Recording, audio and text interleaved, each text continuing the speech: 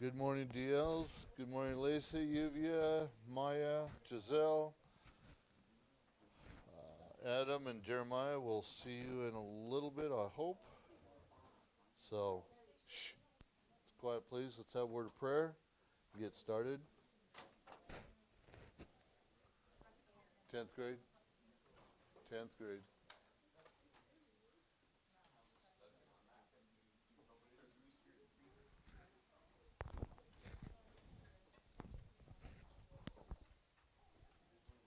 You want checks before we even pray?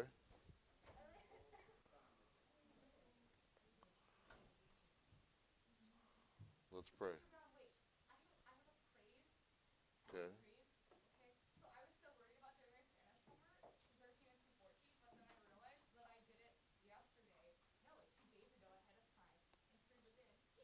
Good. Good. Way to be diligent. Let's pray. Father, thank you for today. Thank you for another day. And as we are about ready to finish up this week, help us just to stay focused on because we only have 2 weeks left of this grading period. Help us just to mind or be mindful of the things that we're doing and the things we're saying, that they'll bring honor and glory to you. And help us in just our struggles that we can lean upon you for the guidance and the strength. Again, thank you for today and the beautiful day that it is, and just help us to rejoice in it because you've given it to us. In that precious name, amen. Okay, here we are. We're page 108, 19, something like that? 109. Okay. The 10 areas of life affected based upon Proverbs. Okay. We're on the second section. We just finished that chart on 109. And so now we're right below that. Letter B, or my B, in outline form. 1 Corinthians 15:33 states, "Be not deceived. Evil communications corrupt good manners." So, what does bad company do?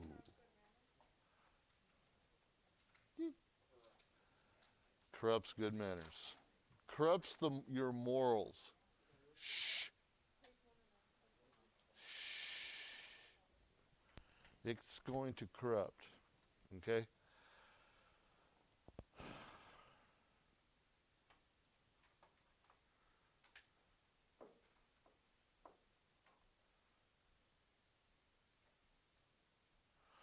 The bad apple in the basket never gets better because all the good apples. Okay? Okay? So that bad apple is never going to turn good just because the rest of the basket's good. Okay? And that's what we're saying is that, yep, bad apples, yeah, but not bad people. Okay? Because apples don't have a choice. People do. Okay? A godly man or woman cannot keep company with the ungodly and maintain a clean, clear testimony for the Lord. Listen up. Prime example. And you've heard some of this story before. Back when I was in junior high-ish area, early high school maybe. Because of the people or the kids that I hung around with, my attitude, my thoughts, my morals at that point in time in my life were going down the drain. Okay? And I had to, it took me to basically it took me to change my life by getting out of the situation. Okay? It took me going to college to get away from the surroundings before I realized what I was doing. And you know what? And to this day, I don't even know where those guys are. Okay? Um, but, or even what they're doing. But choose your friends wisely.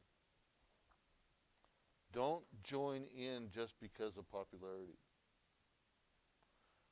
Choose the friends and be with your friends. and be true to your friends, but choose good friends. The ungodly has the following step-by-step influences on the professing believer. They dilute our instinctive horror, or they dilute his instinctive horror of sin. Okay, because soon he thinks little of it, and may even actually enjoy participating in that sin. It doesn't mean anything to him that he's sinning. They weaken the fear of God. They weaken the fear of God, and we said that the fear of God is the desire to learn about God. Okay?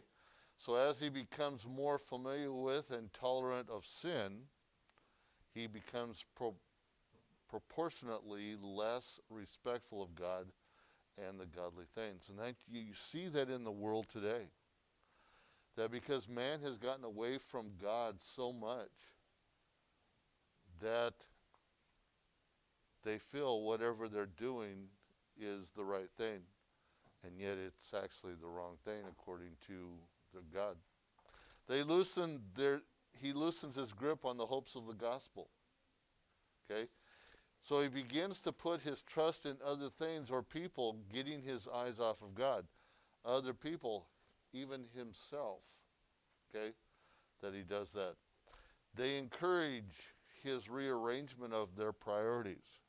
Okay? They don't care what they're doing. Other things gradually take the place of God, church, family. And maybe you know someone that used to be faithful in church. Okay? Used to be faithful in, being godly. But because of situations or circumstances or whatever, they have gotten away from it. What usually happens after that is that ruin comes in. Lives get destroyed. Okay? So here's the question, some questions your person needs to ask themselves. Can you live, or can I live in the world among the ungodly and feel at home, not being the least uncomfortable? Can you or I be around the ungodly with their worldly lifestyles and not be sensitive to the possibility of being infected by them? Can you or I go without positive spiritual influences and really not miss them? If you can say yes to any of these questions, then I think you really need to search your life. You need to search through your priorities. Where are you? What do you want? What do you want to accomplish? If you answered that yes to any of the questions, you should be concerned. Because the world is gaining control. Okay? And we're saying the world, we're saying Satan, because Satan is the controller of this world in that regards. You should be asking yourself some of the critical questions about your soul. Assuming that all of you have accepted Christ as your Savior, but don't know that. Only you and God know that. Okay? Has that choice been made? Has that decision been made? And if it has, where are you at? What are you doing? If you haven't, why not? Because now is the time.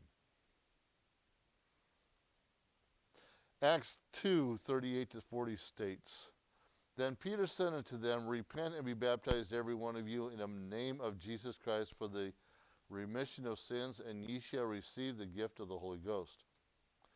For the promises unto you and to your children and to all that are afar off, even as many as the Lord our God shall call. Good to see you jumped on, Adam. And with many other words did he testify and exhort, saying, Save yourselves from this untoward generation. It's not going towards God. What advice did Peter give to the people who found themselves in this predicament? To repent. Save themselves from the wicked generation. Wicked could be another term put in there. Okay.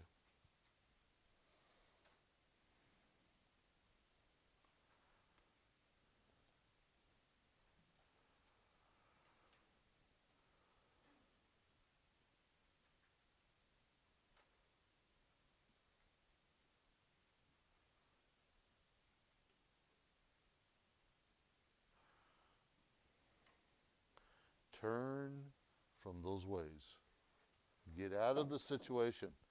Get out of the rut that you're in. Get on higher ground with God. You'll feel better. You'll feel better about yourself. You'll feel better about situations. Things will go better for you, probably. Okay? Doesn't mean you're not going to have pitfalls. You will. Because Satan likes to dig those holes in front of you all the time and see if you're going to fall into them. Let God be the bridge over them to help you go on with your life. Okay, that's your lesson. Now it's mine. Don't sound so enthused about that. Okay, First Corinthians.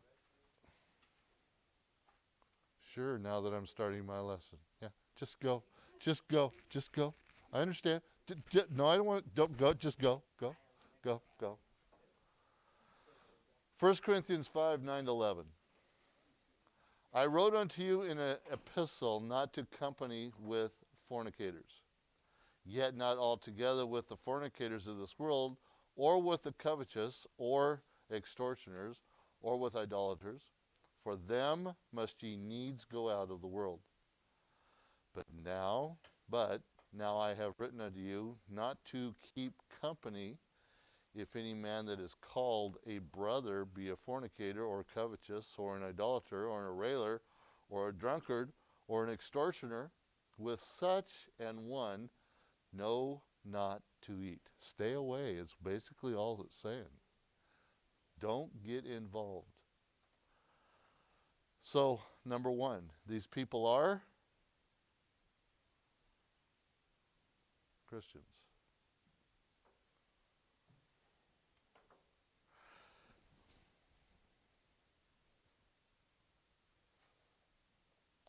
Now, this does not mean complete withdrawal from the world.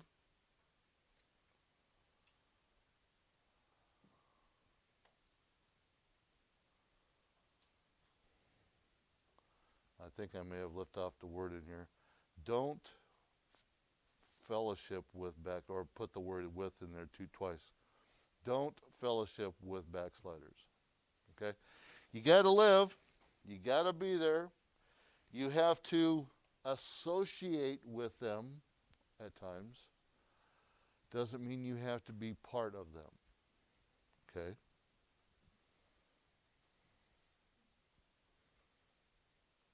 Letter B. 2 Thessalonians 3:14, it says, And if any man obey not our word by this epistle, note that man and have no company with him, that he may be ashamed. These people are Christians. And the command, don't associate with the willfully disobedient.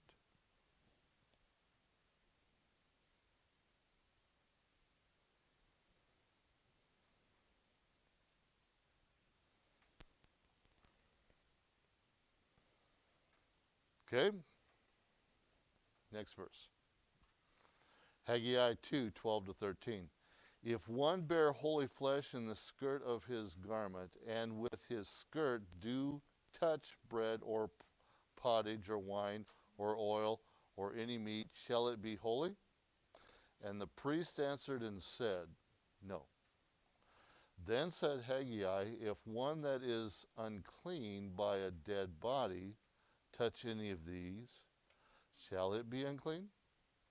And the priest answered and says, it shall be unclean.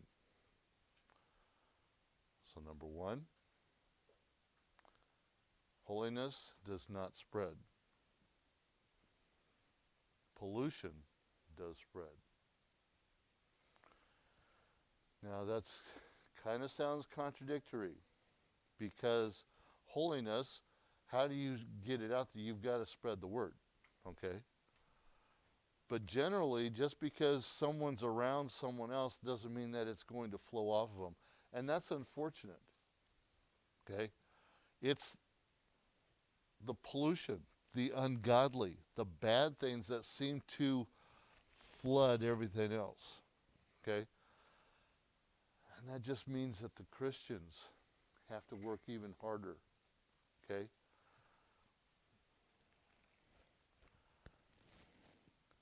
We have to work a lot harder to counteract what the devil's trying to do.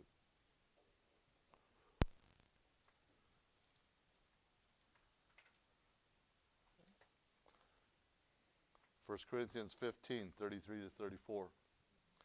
Be not deceived, evil communication corrupteth good manners. Awake to righteousness and sin not. For some have not the knowledge of God. I speak this to your shame.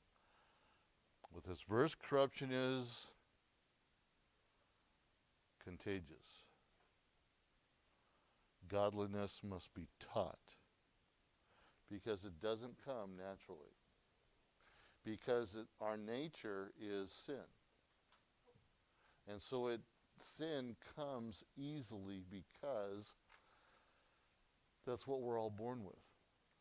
And so we have to become knowledgeable, and we have to accept Christ. We don't have to accept sin because it's already there with us. Okay? It's already in our lives. We just have to guard it so it doesn't take control. So how to reach wayward Christians? First of all, with the right response.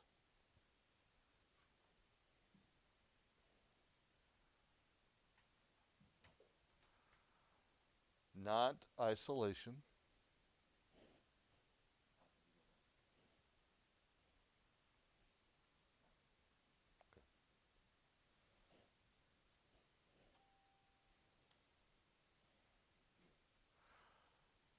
Not isolation. Don't isolate them. Okay. Not integration. You don't have to be involved with them.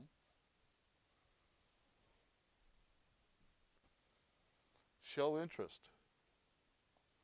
Interest in helping them to overcome in the power of God's grace, and not interest in their sinful activities. If we choose isolation, we can't obey the command to restore. And if we integrate, we are in danger of also being tempted to fall into the sin. So the right response is to show interest and continuously restore the brother overtaken by sin in love. You got to include that, in love. The right attitude. Note them. Be aware of those who are away from the Lord. Take note of who it is. Okay? Be aware. Don't be naive. Watch for signposts such as faithfulness in church, attention to preaching and teaching as opposed to inattention, or even outright rejection of the message. Don't unite with them. I'm kind of moving a little quick. seeing if we can get something done here to finish this today. Don't unite with them. Do not mix together with them. Do not integrate. We ought not join with them in common purposes. We do this that they may be ashamed. We don't. Huh? What?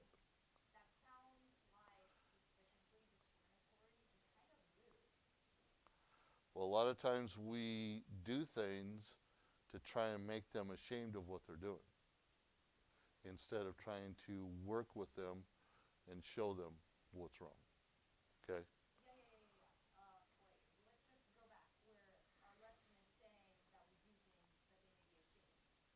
Uh-huh. We do this. We mix with them so that we can get them to feel ashamed of what they're doing. Okay? Yeah, we don't unite with them. But we do that because we want them to feel ashamed. Okay? It was kind of a play on words there. Kind of a play on thought there. Huh? It's more loving to tell them that they're wrong?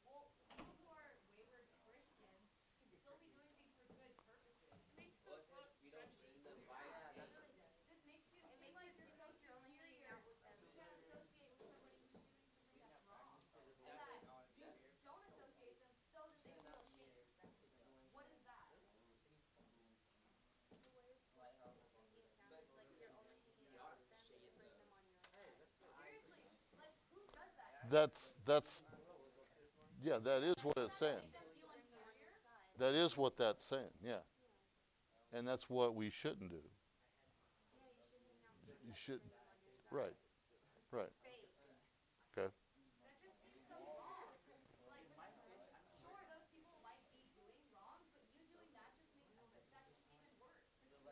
Okay. Let's finish with this one right here. Instead of shaming the person, we ought to make him, as what you're saying, or her, even more determined, hardened in sin. Okay? Sometimes, based upon what you do, how you do it, you drive them further away because of, if we can use the term hypocrisy. Okay?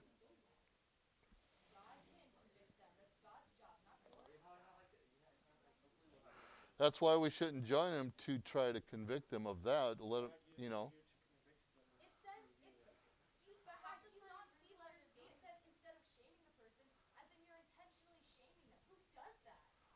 There are people out there that do.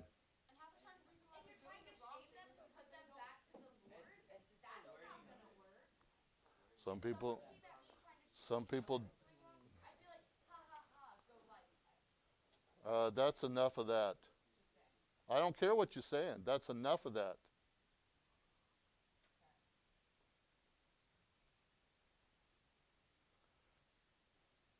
It's just the choice of words, and what you're saying is basically what it's saying, okay?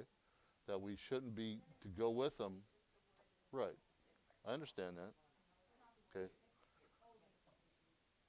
Okay.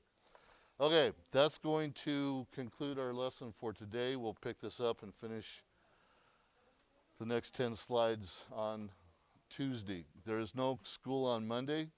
Tomorrow you have a verse quiz, Proverbs 14:12. So be ready for that. We will not have online class tomorrow. We'll just do our verse quiz. Okay? Okay, have a great day, DLs. Oh, no online class for science just do your test, and you all have received your test or have, um, I think you've received everything for your test. So let me know if you have not. Okay? Thanks a lot. Talk to you later. Bye.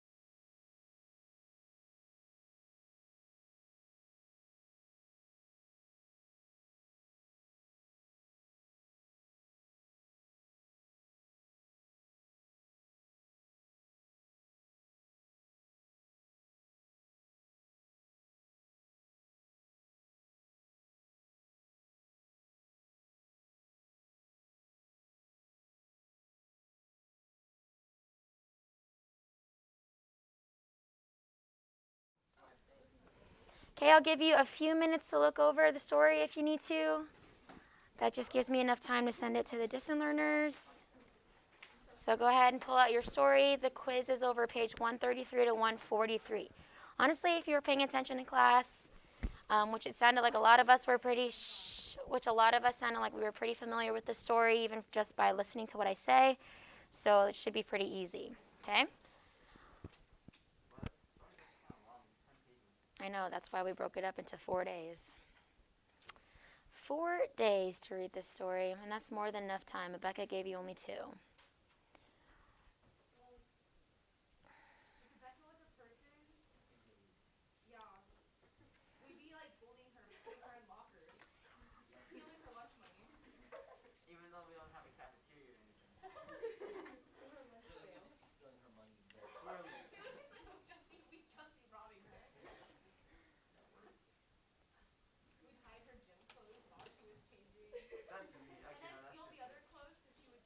All right, guys, look over your quiz. Guys, read over your quiz. Stop talking. You can plot of how you're going to mess with Rebecca later.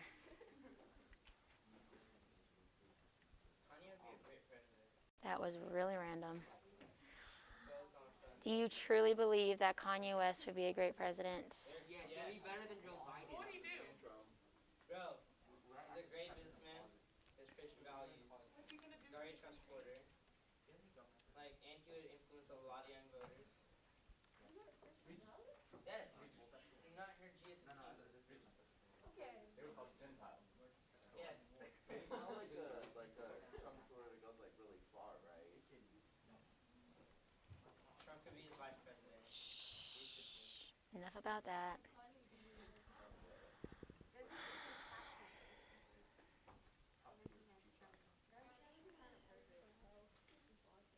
West Money's when they invest like she got books in this election.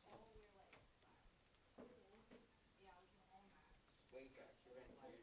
thought we were Oh, I like your talks. Yeah, sure. Oh, thank you.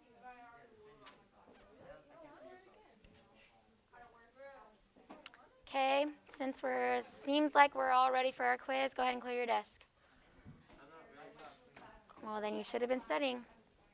And you should have studied yesterday. So I need to draw characters. Shh. Put your book away. It's too late, Austin. Yes, I did. Which I'm very excited. Gabby, put your book away. I don't know yet. Miss Miller is asking if we want to go to Universal this weekend, but I didn't even know if it was open. Derek, close your book. Thank you. Shh, guys. Guys, the quiz is out. Go ahead and put everything away. Stop talking.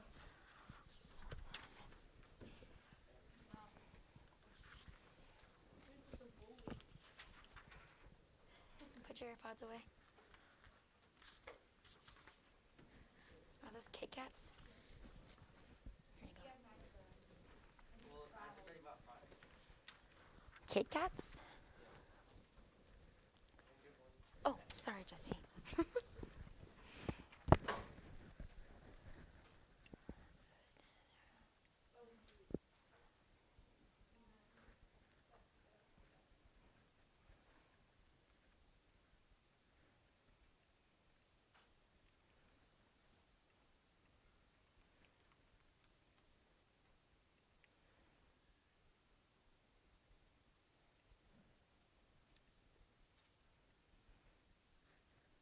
So that last question, if you have a question about it, we mentioned what the characters mean. We mentioned what, the place where they lived mean. Give the symbolic truth to a certain character, choose one, to whoever.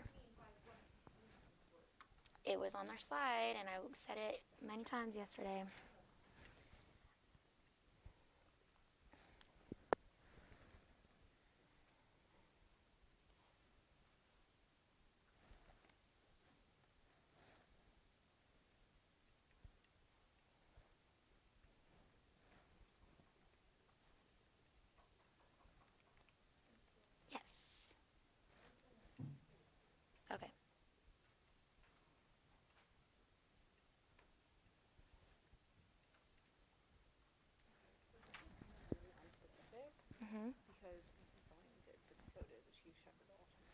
That's whom or I'm looking for, but I'll take either or. Hmm.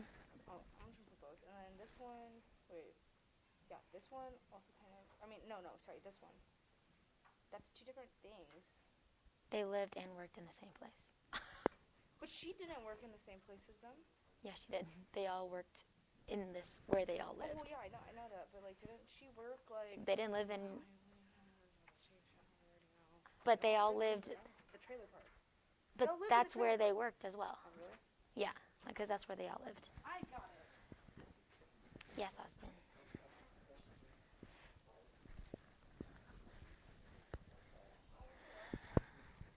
Okay. So, just like the last name. Mhm.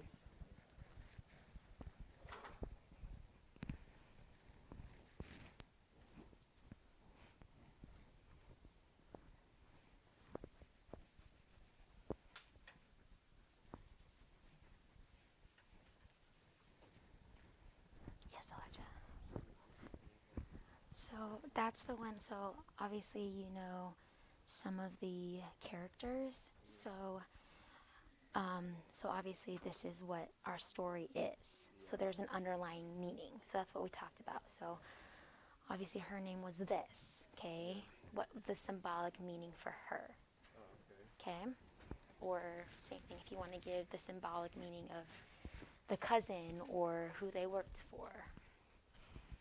Thank you.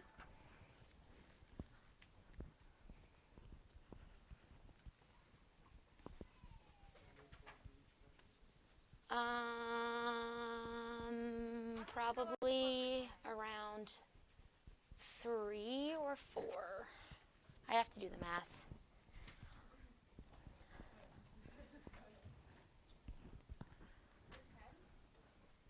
Oh, I want to put it for 10 because it was better.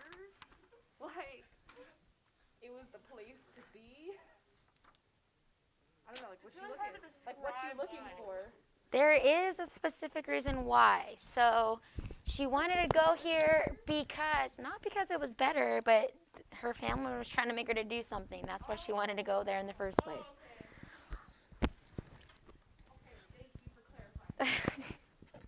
Because it was better? Well, yeah. Thank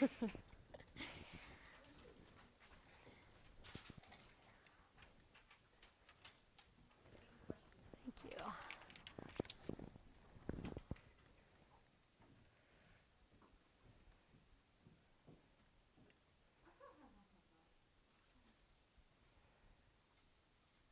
They're only sus because some of you guys were not paying attention all the way. I read the story too, with that question, why would she not want to go? Like, that's the real question. The only reason why I actually paid attention for this story is because he couldn't stop saying the trailer park. Yeah. That's how I know most of the end. The valley, aka trailer park, because the valley is trailer park. Maya, if you're on here, I just sent it to the number you've been using, the 909 number. If you get it, please let me know. If not, can you let me know a better email to send it to you, or if I should just send it through My School Works? Yes, Elijah. Today is the 14th, I believe. Let me look. Yes, the 14th. I need to change that.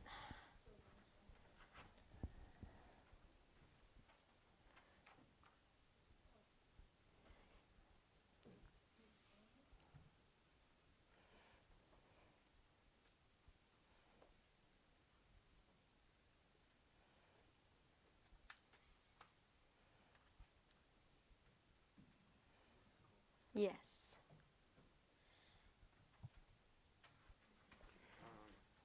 Do you have to do a character? Could we also do Yeah. Characters, any of the symbols.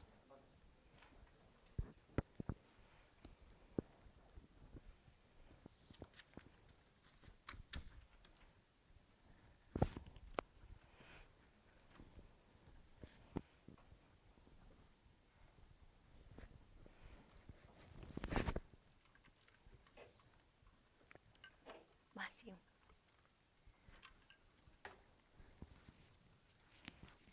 Adrian, what are you doing? What are you doing? Okay, you want me to give you something to do? So do you want me to give you something to do? Okay, take out your grammar book. Take out your grammar book.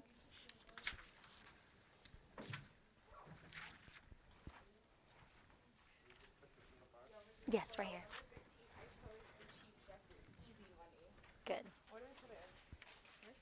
Yeah.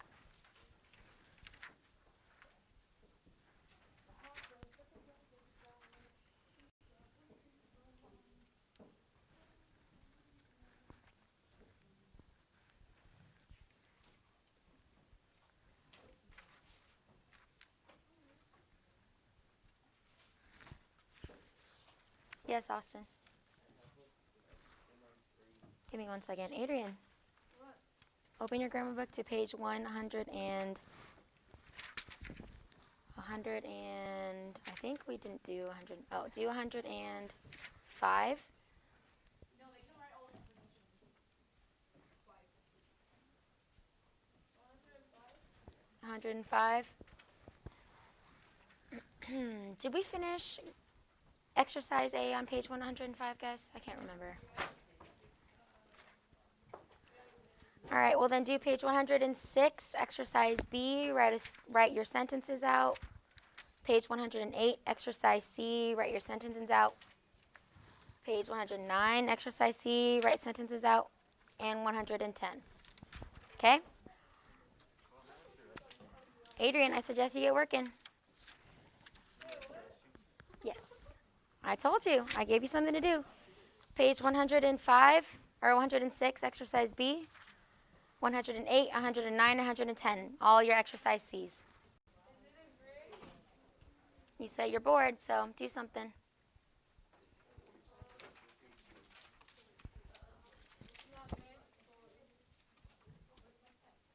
Yes, it is. So do it right now. Nope, just Adrian.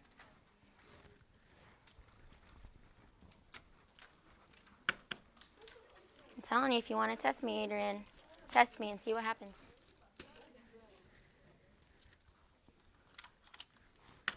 Yep. Sure.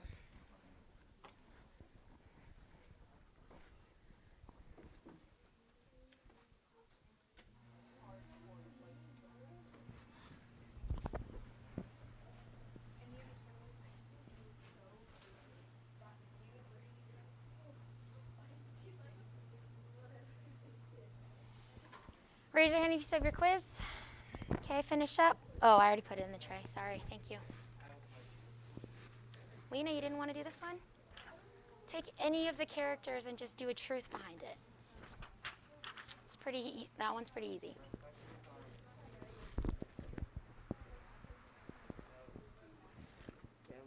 Remember, but It was on a slide. So, all together, what is the theme of the work? It was on one of our slides. And I said it in class yesterday. The theme of the work. No. The theme is the truth from this work. So the application, the universal thought. I said it in class yesterday and it was on our slides. So put something down. Sure. Thank you.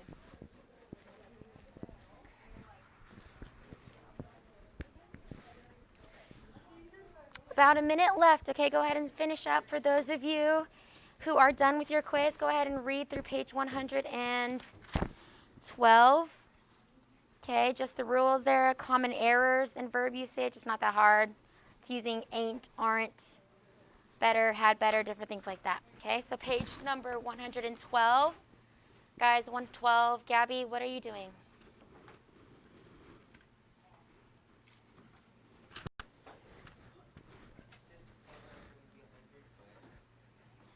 As long as we don't get any F's, I will be happy. I have an F, like, I'm confused on 4. Number The 4. theme, I feel like it's like salvation, but I'm not sure. The theme of this, or just put something, because this was on one of our slides and then we said it in class yesterday. Okay. Then this one, it's the term for this entire work. It starts with an A. I'll give you that much. Okay. Who did our main character work for? This one's pretty easy. Do you not remember? Who was the main person that saved her? Like she wanted to go with, there you go. And then where did they live and work? What place was it called? Isn't it like a trailer park or something like that? Not trailer park. Did See, she you say have that? Ricky saying trailer park. Did she say that? I don't know. Confused. No. And then the whole reason why she wanted to go to the high places in the first place. What was her family? No. Okay. This one is, what did her family try to make her do? Yeah, so that's why she wanted to go. Okay? So go ahead and fill that out, turn it in. Raise your hand if you still have the quiz. Awesome. Okay? Page 112 in our grammar books. 112. Okay? Adrian, you can finish those exercises later. Okay? 112. So this is just avoiding common errors in verb usage. Okay? So these ones are obviously pretty self-explanatory. We just went through lie and lay, sit and set, rise and raise. Now these ones are just common errors that a lot of people use. Okay? Number 1, do not use ain't and aren't I. Don't use, number 2, don't use better for had better. Ain't. You really think ain't is a word? No, it's not a word. Okay? Well, that ain't a word. You're right, Jesse. Number 3. Guys, stop talking.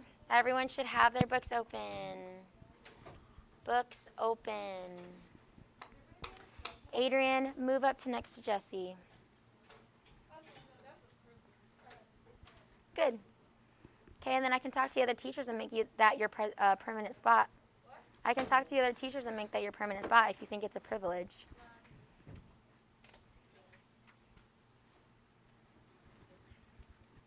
Normally, if someone gets moved, it's a bad thing, not a privilege. Yeah. Page 112. 112. And you're still talking to Isaac. You're still talking to Isaac. How does that make any sense? Be quiet. Okay, number 12. Adrian, zip it. Okay, 112. Don't use ain't for aren't I. Don't use better for had better. Don't use didn't go to for didn't mean to or didn't intend to. Okay, I don't really know if someone who says I didn't go to say this for I didn't mean to say that. Okay. Number 4, don't use had ought for ought. Number 5, don't use took ill for become ill or become sick. Number 6, don't use used to could for used to be able to. Number 7, don't use want in, want out, want on, want off, or want through. Okay, those are pretty self-explanatory. So those are your rules, what you shouldn't use. Okay, obviously don't use ain't and aren't I. The correct form would be I'm not leaving yet or am I not capable rather than aren't I capable. Number 2, you want to use you had better rather than you better see the principal. You want to use he didn't mean to instead of he didn't go to hurt you. You want to use ought to. Okay, just with that one, you don't have to put the word had ought. Number 5, you want to say became ill, obviously. No one says took sick. Then used to be able to instead of used to could, and then you want to get out, okay, rather than you want off, you want out, you want in, whatever, okay? Let's look at the exercise. Let's practice it, okay? Cross out and correct all errors in verb usage. Number 1, since the test on energy will be tomorrow, you better study now. What do I need to change there, Doug? Good. You had better. Okay, Derek, do number 2. My dad used to could run a mile in 5 minutes. You say that's easy? Oh. Derek? Look at your rule. Okay. Instead of used to could for used to be what? Number 6. Good. My dad used to be able to run a mile in 5 minutes. Number 3, everybody stood aside when the officer wanted through. Lena, what do I add there? You don't say want through, you say want to.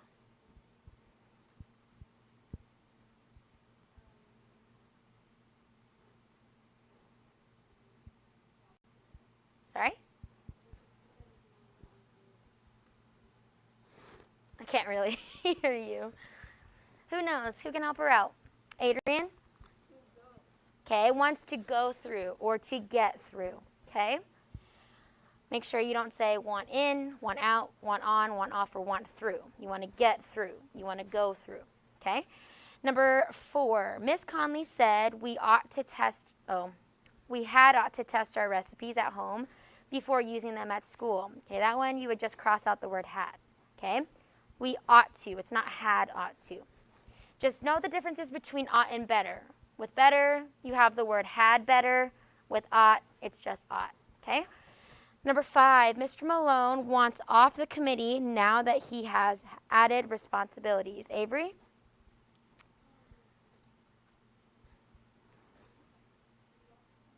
To get off, okay? To get off the committee now that he has added responsibilities. Yes, to be off the committee. Good. Number 6, in the middle of the London tour, Mary suddenly took sick. Elijah, what would I change there? Became ill. Good. Number 7, Isaac, aren't I the one reporter asked to see? The reporter asked to see, sorry. What would I use? Okay, so this one, look at your example. Okay, look at the aren't I capable. What would I change it to? Number 1, the first one. Right underneath aren't I capable in your example.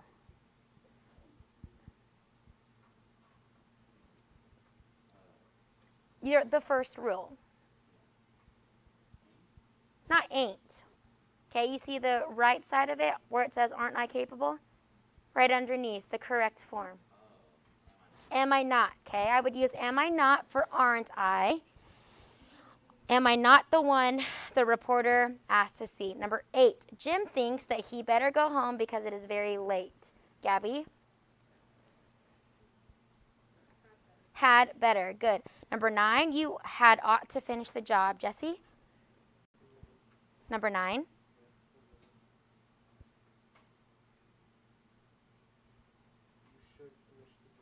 Okay, you can say that. You should finish the job, or you just need to say you ought to finish the job. Okay? Number 10, I am convinced that he ain't the one we should choose. Jaden? Isn't. Number 11, he could recite Psalm 23 in Spanish. Austin?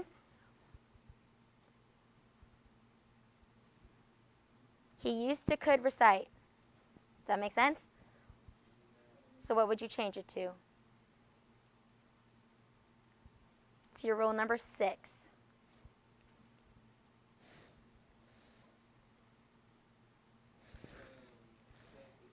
Good. Okay, you used to be able to. Okay.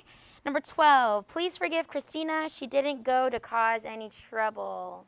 Let's go with Amethyst.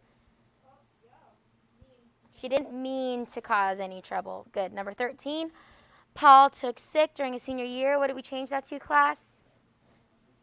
Good. Became ill. Sophia, you want to do number 14? Elizabeth ain't one who will want out of her responsibility if things become difficult. Okay, isn't one. And then who will want out? Do we say that?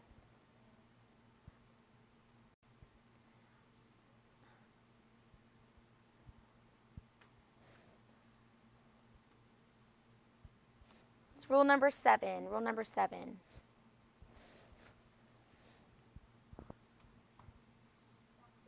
Good. Wants to get out of her responsibility if things becomes difficult.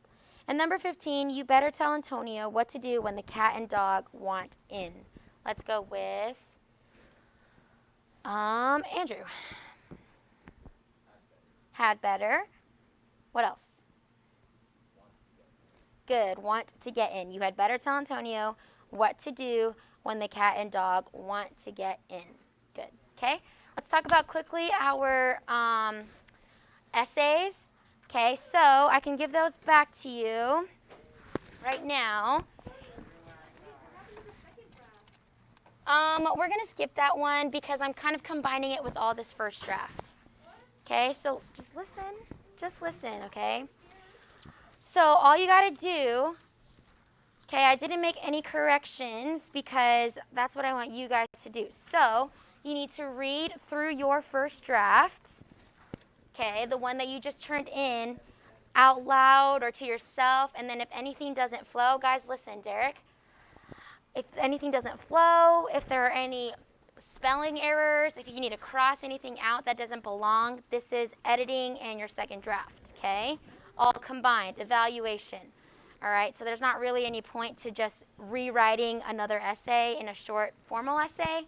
So this is why I skipped the second rule, okay, or the third step of rewriting. Okay, so I'm just combining them all. So this is your first draft. You want to look through it and make sure that everything has unity, everything is coherent. If you have any scribbles, guys, listen. If you have any scribbles or whiteouts or anything, make sure you're correcting those. That's the whole point of this writing and rewriting, okay? So all of this needs to be gone. Make sure all your thoughts are unified, coherent, okay? That is this will be part of the second draft, okay? And then we'll turn this in. Our final draft will be due on Wednesday next week, okay? Wednesday next week. You have a couple days to make sure everything is very, like I said, unified, added into your paper. You're not forgetting anything. Sorry.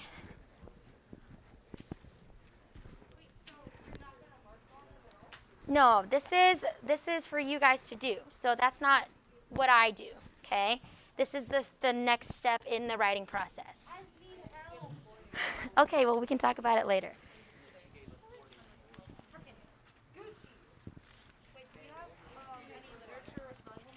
And then for literature, no literature homework, no grammar homework, but we do have spelling homework, okay? Spelling homework, Austin, please be quiet. Spelling homework, it's the only thing. I can give you more if you want. Okay?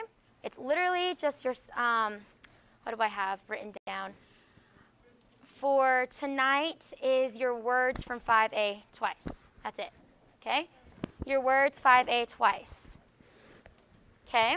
So work on your essays. Those of you online, I do have all your essays, but I want you guys to correct them and make sure that they're all unified, coherent, there are no scribbles, and then your final draft will be on Wednesday. Due Wednesday, okay? Quickly take out your vocab books. That's the last thing we'll do today. Let's do exercise A together.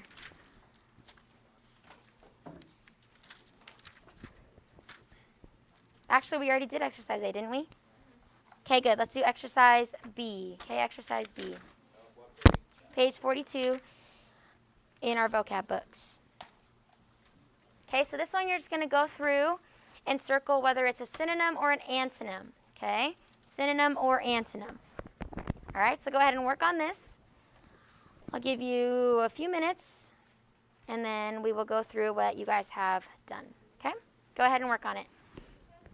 Exercise B, yes.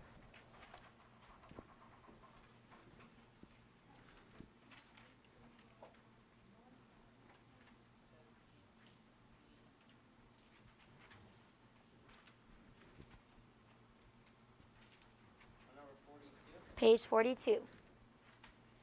Synonyms or antonyms. So if none of the words mean the same thing, we definitely know it's the opposite meaning within your list of words that they gave to you.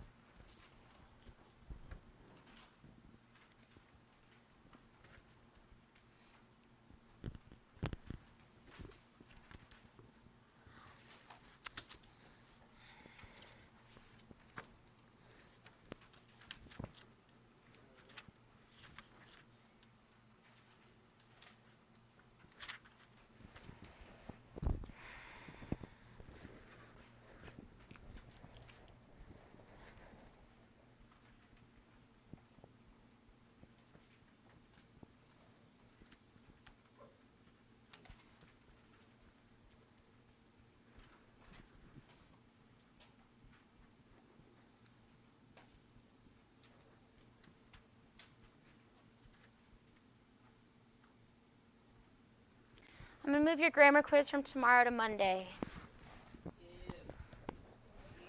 So grammar quiz is supposed to be for tomorrow, so that'll be on Monday, okay? Let's go.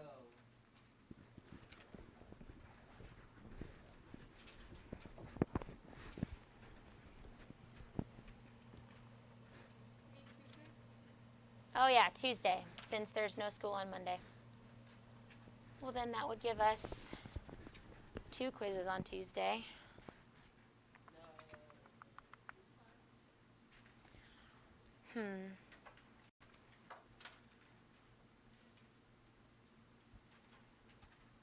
And we can't do it Wednesday or Thursday. Poop.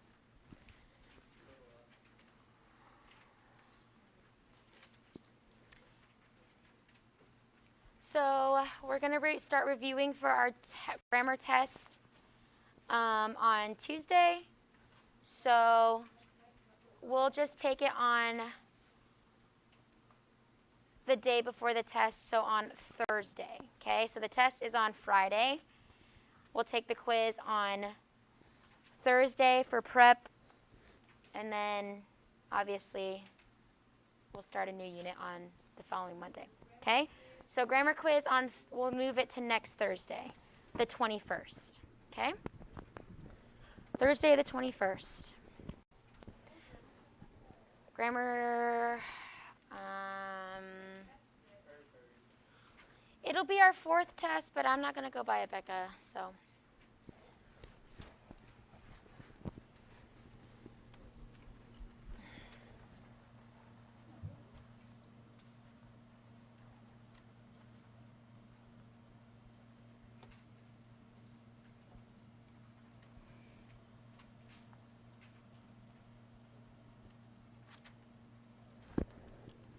Or then lit test on Wednesday.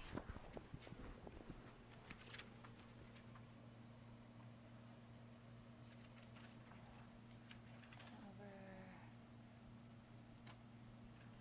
5.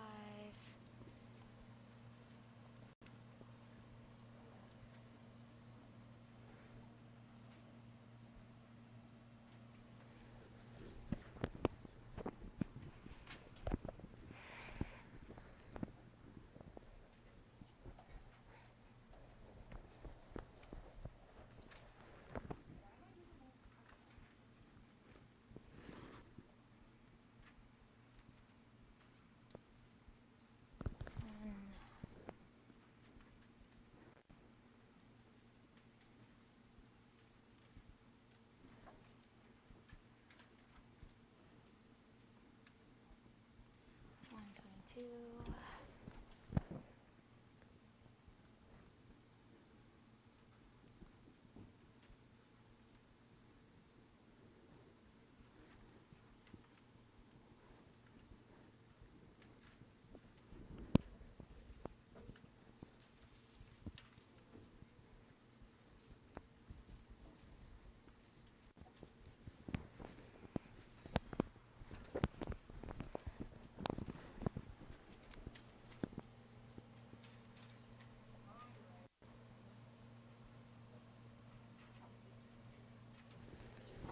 Okay, so let's go over these quickly. Okay, so I'm just going to go through them. Make sure you have the right answers, okay? Number 1 was letter D, renounce. Number 2, construe, was letter B, confuse. Number 3 was letter D, degrade. Number 4, implore, was letter C, appeal. Number 5, adulterate, was letter A, cleanse. Number 6, emulate, was letter D, pattern. Number 7, reverberate, was letter A, repercuss. 8, convulse, was C, spasm. 9, transpose, was B, transform. Disseminate was A, conceal. Saturate was A, drain. Disperse was D, assemble. Okay, so your homework, sorry?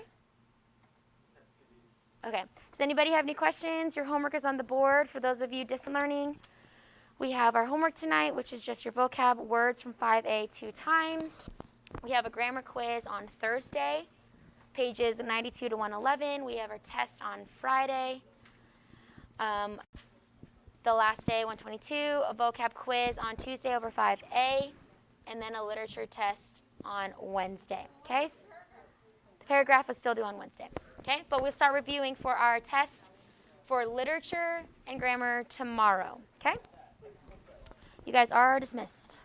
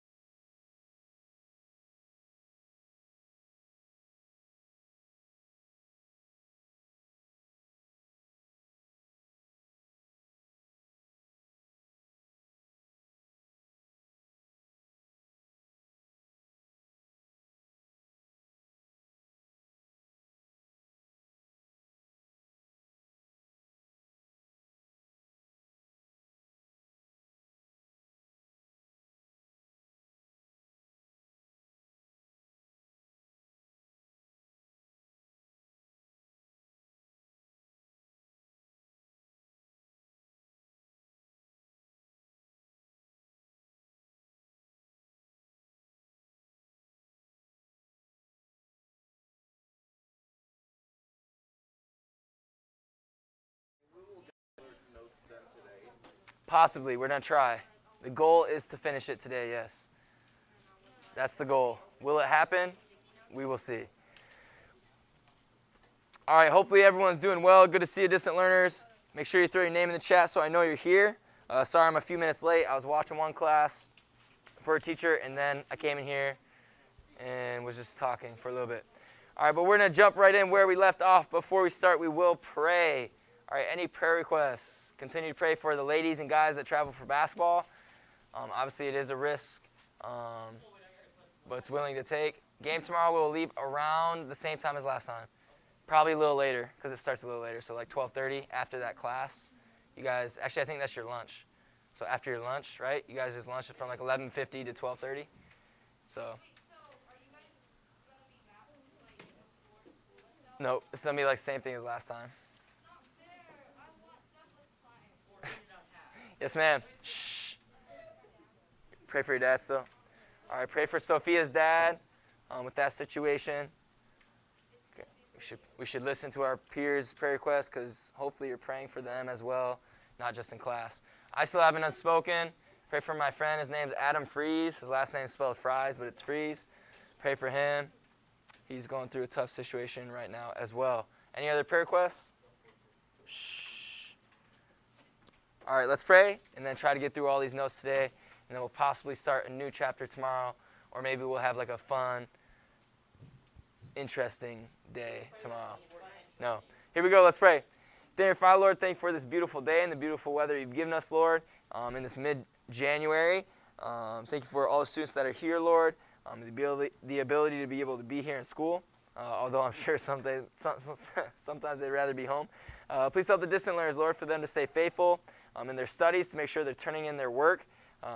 Please help all the students, whether they're at home or here, to stay safe, but to also do their best in school, finish this grading period strong as it's coming up to an end here in a couple weeks, I think January 29th. Also, we pray to you some special prayer requests, Lord. Please help my unspoken, Lord, as you know the situation and you know my heart. Please help Adam, Lord. Please help everything going on with that. Also, please help Sophia's dad with that situation, Lord. Give him safety, give him courage and strength, Lord. Give the family peace and wisdom to trust in you.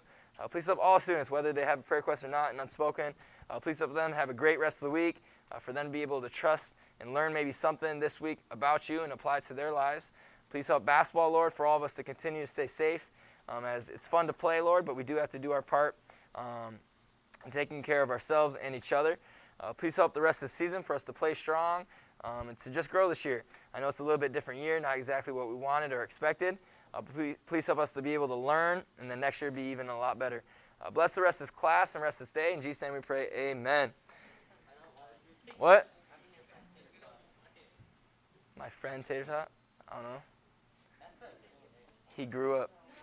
Shh. Find your desk. Yes, sir. Because you're not supposed to. Yes, you sit here. Everyone gets one desk. That's what it is right now. You get your one desk. Right there. All right, everyone's quiet and our notes are out. No more food. Put it away. He called it. All right, we did leave off with this note, so let's try to get through it quickly. Good to see Yuvia, Giselle, Maya, Adam, Lacey, Jeremiah. Looks like we have almost everybody. Hopefully you guys are all doing well. We're praying for you, and hopefully we can see you before the year ends, you know? But yeah. Is everyone doing good today? It's okay? Okay day? Okay day? Mr. Brown, we had some crazy notes for Bible. No, it was saying about how we should shame people who are wayward Christians and how we should be with them so that they are shamed. It's not exactly what it means. This is the word. It was like, no, you don't even, you need to like. Well, you have to know what the context of the Bible means. No. It wasn't the Bible context. It was like. The words will say something, but remember, those are very old time. No, I know, that's what I'm saying. So just because notes say something, does that mean it's true? The answer is no. You gotta search yourself. All right, here we go. Hopefully we can have a bit better day. We do have practice today. It's supposed to be 72 degrees, so we'll enjoy that. Avery has moved she has become backslidden to the back. You've changed. You've changed. She's changed.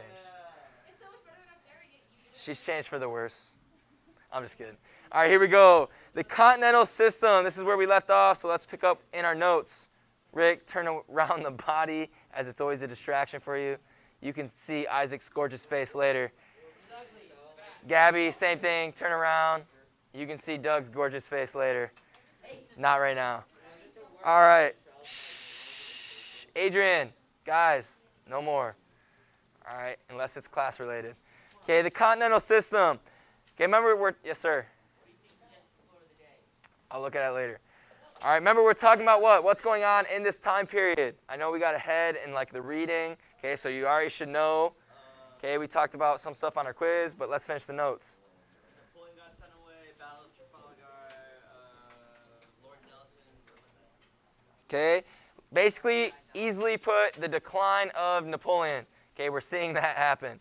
Okay, this is part of it. The continental system. It was established in 1806. It forbade the importation of British goods into any European country, which was under French influence, which at this time obviously was a lot. Okay, basically all the countries in there that you see, like the ports, so like what color would that be, nude? Like the nude skin color, France, Portugal, that Ottoman Empire. Okay, a lot of ports.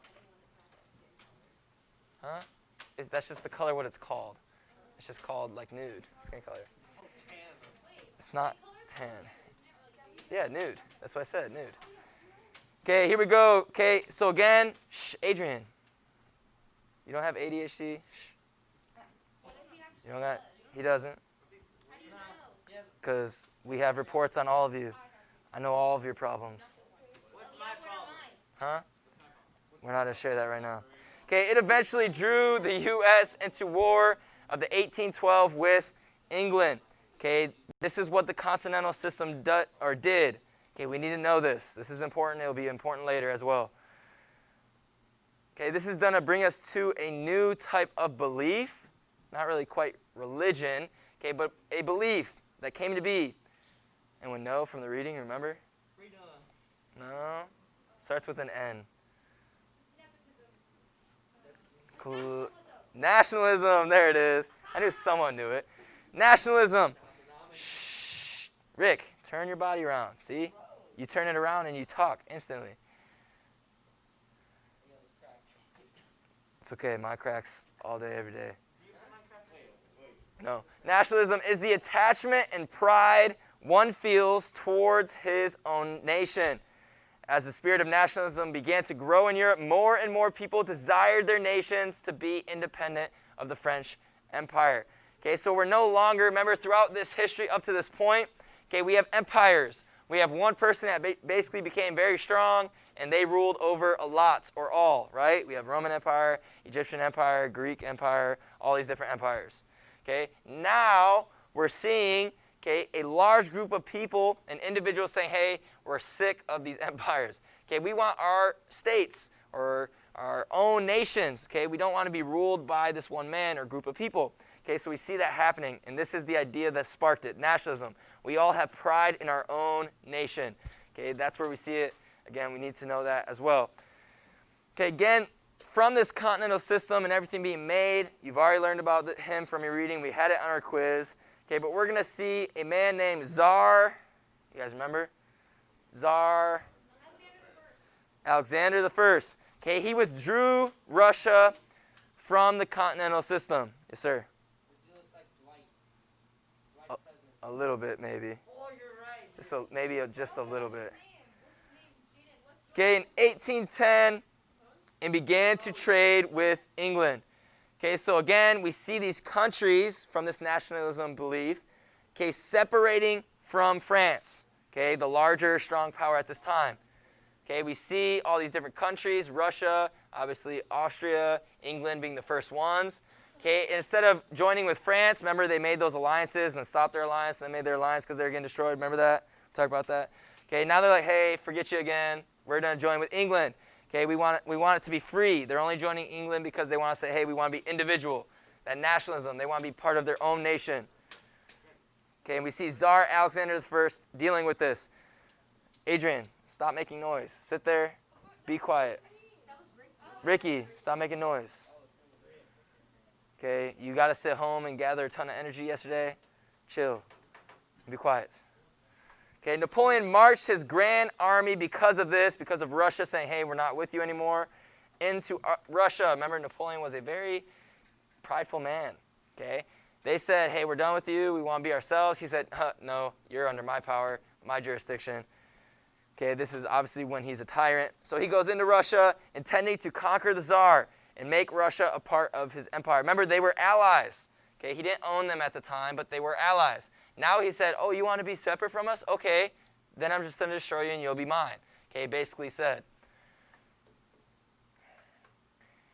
Okay, and with that, we're going to see Napoleon's Russian campaign. Everyone good on this note?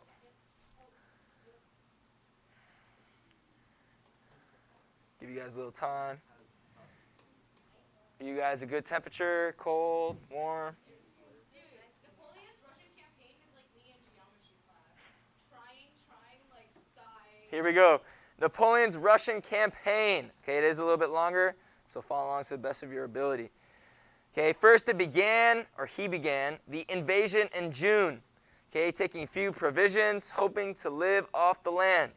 Okay, so he's like, oh, I'll go in the summer, we don't have to take a ton of food, we'll live off the land, not thinking or maybe not knowing, okay, of the cold climate and terrain of Russia. Okay, if you guys ever been to Russia, I have not, okay, or read about Russia, there's not a ton of living stuff there, okay? A lot of it's frozen, cold. Okay, we see that in later wars as well. Okay, just like when the Carthaginians, remember when they tried to travel through the Himalayas? Okay, they weren't prepared for it by clothing. They suffered. Okay, we're kind of seeing a similar thing happen here. Okay, we see, but the cold climate made it almost impossible, even at that time of the year, even during the summer. Okay, there was no provisions for them to eat. Okay, the march to Moscow took longer than Napoleon anticipated. He thought, hey, I'm just going to march in there, conquer them. Let's take a little bit of food, a little bit of provisions, what we need. Take care of them, be done with it.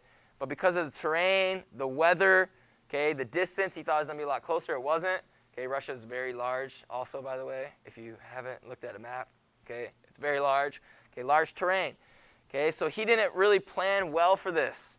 Okay, and it's going to hurt him. As Amethyst said, it's like her looking at her math problems. Okay, because of this, Russian troops kept refusing to fight. Okay, they retreated, leading the French army into the cold country. Okay, so at first, okay, Moscow, okay, and all these troops, they're at the border. Frenchmen are coming. They're about to fight in war, but they're like, we don't want to fight. We don't want to fight. Whether they're scared or they just didn't want to, or who knows. Maybe it's just a smart plan. Who knows? We don't know. Okay, but the Russians kept on retreating. Remember, it's a large area. Okay, a lot of terrain. They kept on retreating, and because of that, the Frenchmen had to keep on traveling into the cold, And what did they not bring a lot of? Food, provisions. Okay, so really, whether this was a strategy or not, it was very smart. Yes, sir.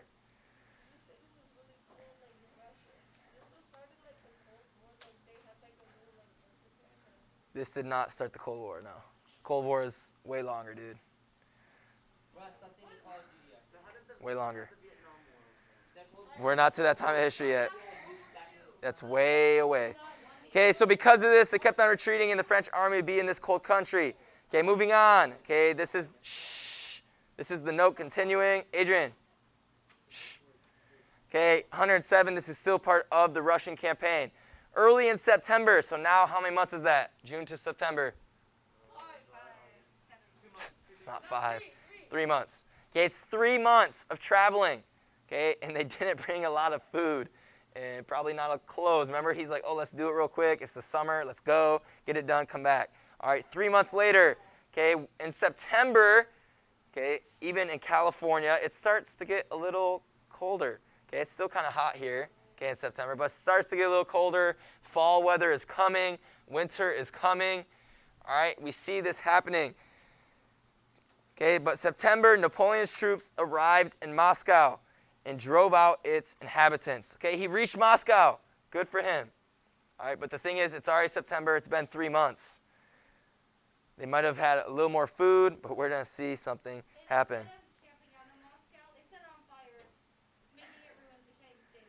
Okay, exactly. Okay, so Napoleon gets there. By this time, he's probably low on food, man. His troops are maybe hungry. Okay, they need supplies. They're like, hey, let's take Moscow real quick, take what they got. Okay, Russians were like, you can have Moscow, okay, but we're destroying it. They burn the city, okay, their own city, but that allows the Frenchmen to not have and resupply. Okay, again, they didn't bring a lot of stuff. Okay, it's already now fall, getting a little colder, especially in this area of Russia. Okay, you have a lot of troops, hungry troops, by the way. Okay, so some bad things are about to happen. Okay, so because of this gives Russia an upper hand, or basically a bargaining chip. Does that make sense? Okay, so we see Tsar Alexander refused to discuss a treaty still. Okay, after more than a month in the ruins of Russia's capital, okay, there was nothing there. It was burnt. Okay, but they're still hanging out there because they're like, oh, it's Moscow. We're here, you know. I did what I wanted. Napoleon ordered a retreat. Okay, but the thing is, again, what time of the year is it now? Say September, say they were there for a few weeks, but there's no more provisions. He's like, all right, forget this. They're not making a treaty. I'm out of here. Okay, because he knew he didn't have the food. Okay, so he's like, hey, let's just hurry up and get back. But the thing was, it wasn't going to be an easy trip back. Okay, like I said, winter was coming. Okay, he was going there, and now it is winter time. His troops, again, have no food or very low food. Okay, they're traveling, coming from France. They probably don't have the best clothing for this area either. Okay, so we see the Tsar, again, using this advantage. He said, hey, we're not accepting anything. Okay, because guess what? You're about to be screwed here in a little bit. Okay, so we see winter had set in. And this brings us to, everyone good with those last ones? Should have been. Okay, the French marched across the frozen plains of Russia as the temperatures dropped below zero. I'm sure most of you have never even witnessed that. I have. I said most of you, and I say none of you. I said most of you have not experienced below zero. I've experienced below negative 32 degrees. It's cold. It's like so cold, you don't even realize it's cold. That doesn't make any sense, but I promise you, it's literally, you instantly just go numb. It's like, oh, so cold. It's hard to breathe. Yes, sir. So where was this place where it was negative 30 degrees? Michigan. About 3 summers ago is one of the coldest, or summers, 3 winters ago, one of the coldest winters. Does that mean like when it's like that? Yes, it can. Like pot of boiling water and you just like throw it and it'll just turn to snow? I've never done that, no. Yeah, I've seen all kinds Not frozen instantly, but I mean it does harden, but not like frozen solid. of like it's turning like snow. You have? That's really cool. I mean I have students here. Shh. All right, gather back together. I have students here, not you guys. It was 62 degrees when I came to work this morning. I was like, man, it was a nice morning. They're like, it's cold. I was like, it's 62 degrees. You're from Michigan. Okay, guys, I haven't lived in Michigan for like 2 years. I went to college for 4 years in California as well, so I was only home in Michigan for like 1 week. Okay, so by the way, I've been to California for like 5 years now. Okay, 62 is not cold. Why did you go to West Coast? Huh? Because I was called into ministry, and it's a good Bible college. Oh, no, it is. It's awful. It's awful. It's a desert, and it's so windy. Yeah. It's awful. It's awful. It's awful. But you went to West Coast, right? I did. All right, put your mask back on. Here we go. Let's finish these. Okay, so they traveled through these frozen plains, low on food. Okay, the temperature's below zero. Again, they probably weren't dressed best for this. Okay, who knows? Imagine you guys in the clothes you have right now. Okay, so that's like the French troops. They had what they had. It's not like they're like, all right, let's grab our winter coats. They didn't have their winter coats. They were on a 3-4 month journey. Okay, they had what they had in the summer. Does that make sense? So imagine you wearing what you had in the summer. All right, we're going on this trip. 4 months later, now it's below 0 degrees. I still have what I had in the summer. Oh. You know, you're struggling. Okay, and we see these troops struggle. Because of this, Napoleon lost. Hear this. Okay, crazy stat. Napoleon lost about 300,000 men in the Russian campaign. Okay, that is a lot of men. Shh, quiet. Okay, we're almost done. Quiet. Okay, because of this, we're going to see, again, the fall and decline of Napoleon. Everyone good with these, I'm assuming? Okay, with Napoleon's defeat in Russia, his opponents saw their chance to bring his empire to an end, okay? Not only was Napoleon gone, he lost 300,000 troops. Okay, when you lose that many men, you lose your faith of your men, okay, back in the homeland. Okay, just losing that many men, your army, no matter how strong you are, has weakened drastically. Okay, so other countries and nations are like, hey, this is our chance. So we see the fall of this empire. Okay, first we see Russia attacked from the east. Okay, so while Frenchmen, they're retreating and they lost all those men, Russia's like, haha, now we have you on the run. All right, they're chasing them. Their weak army, their deprived army. Okay, they're chasing them all the way back to their homeland. We have Prussia, Austria, and Germany, or the Germans. Okay, states rose up against Napoleon from the north. He's about to get smacked down from each side. And we also see the British troops march through Spain to attack France from the south. Okay, they said, hey, Napoleon, it's your time, bruh. It's prepared to die. You know what I'm saying? Shh. This brings us to a battle, which we already should know a little bit. We had it on our quiz. The Battle of Leipzig. Shh. Leipzig. Okay, also, Nana, shh. Adrian, I'm not asking again. You guys are talking way too much over there. Isaac, you're not that bad today. I will say that. Adrian and Rick, put your mask on. Talking too much. Next time you talk, it's me demerits. You too. Doug, you have nowhere to speak. Shh. Okay, Battle of Leipzig. Okay, also known as the Battle of Nations. On October 1813, the combined forces of Europe defeated Napoleon's new army. More troops engaged in the battle than any other battle of history until the 20th century. Obviously, later on, we have World War I, World War II. More troops will be in those wars. Okay, but up to this point, this was the largest battle ever. Shh, no one wants to know. Brings us to number 11. Let you guys finish this one first. I know, you're good, you're good. Shh. Doug, if you want to say something, what are you supposed to do? I know, and now I just said if they talk, they get demerits. Yes, sir.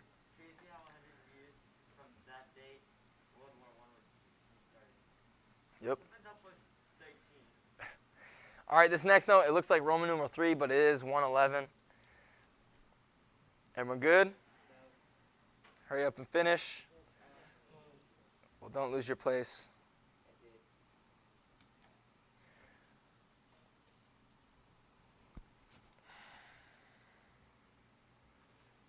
All right, moving on. In April 1814, everyone else is finished. You got to hurry more. In April 1814, Napoleon was forced to abdicate. Do you guys know what that means? Wait, resign, like from his tyranny. Basically. Okay, yeah, you could say kind of impeached, not exactly, but kind of impeached. Maybe you guys know what that means. Okay, taken out of office, easily put. Okay, obviously that's not the exact definition.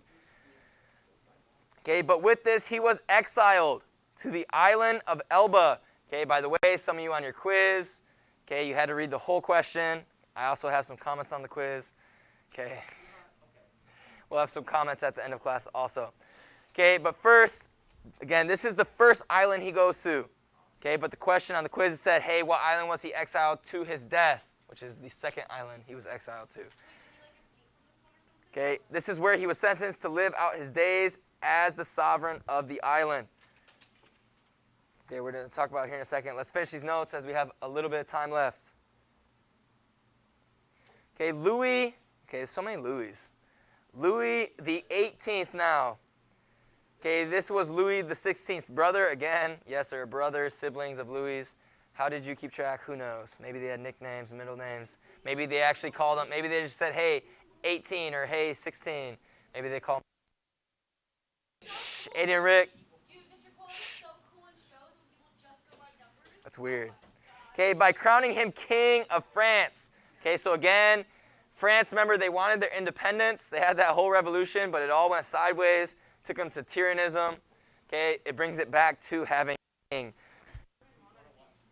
Okay, the European nation restored the Bourbon monarchy to the throne. Shh. What did I say about talking? If you want to talk, raise your hand. I've already given you a warning. Okay? No, I'm not calling you. No, you talk too much. Okay, this brings us to the thing that is called the 100 days. The 100 days. Okay, Napoleon escaped from Elba, that island, and landed on the coast of France on March 1st, 1815, so about a year and a half later. Okay, but by this time, I mean, everyone probably forgot about him or wasn't thinking about him. He's like, hey, he's on this island. He's never getting off. Just like when they left Captain Jack Sparrow on the island, they're like, hey, he's done there. But did they know that he would be back?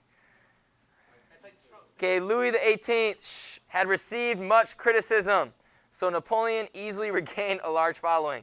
All right, he comes back. Again, people didn't really like kings. Remember? We talked about it. There's a huge revolution we talked about. Okay, they didn't like the kings. Okay, although they had one, again, at this time. So when Napoleon comes back, they're like, died under him. We'd rather have him than an actual king. All right, so let's go back to Napoleon. Okay, not everyone, but he did gain a large following. Okay, he proclaimed the French Empire and headed for Paris and raised an army. Napoleon's like, hey, I'm taking back what's mine. You know, I earned that. I'm taking it back. Okay, hey, King Louis XVIII, they gave it to you. I earned it. Okay, I'm taking it back from you. Can we see with this, he marched toward Belgium, where he intended to break up the Congress of Vienna. I thought Vienna was in Austria. There's tons of Viennas, bro. There's a Vienna in Italy, too. How do you spell that last word? Vienna.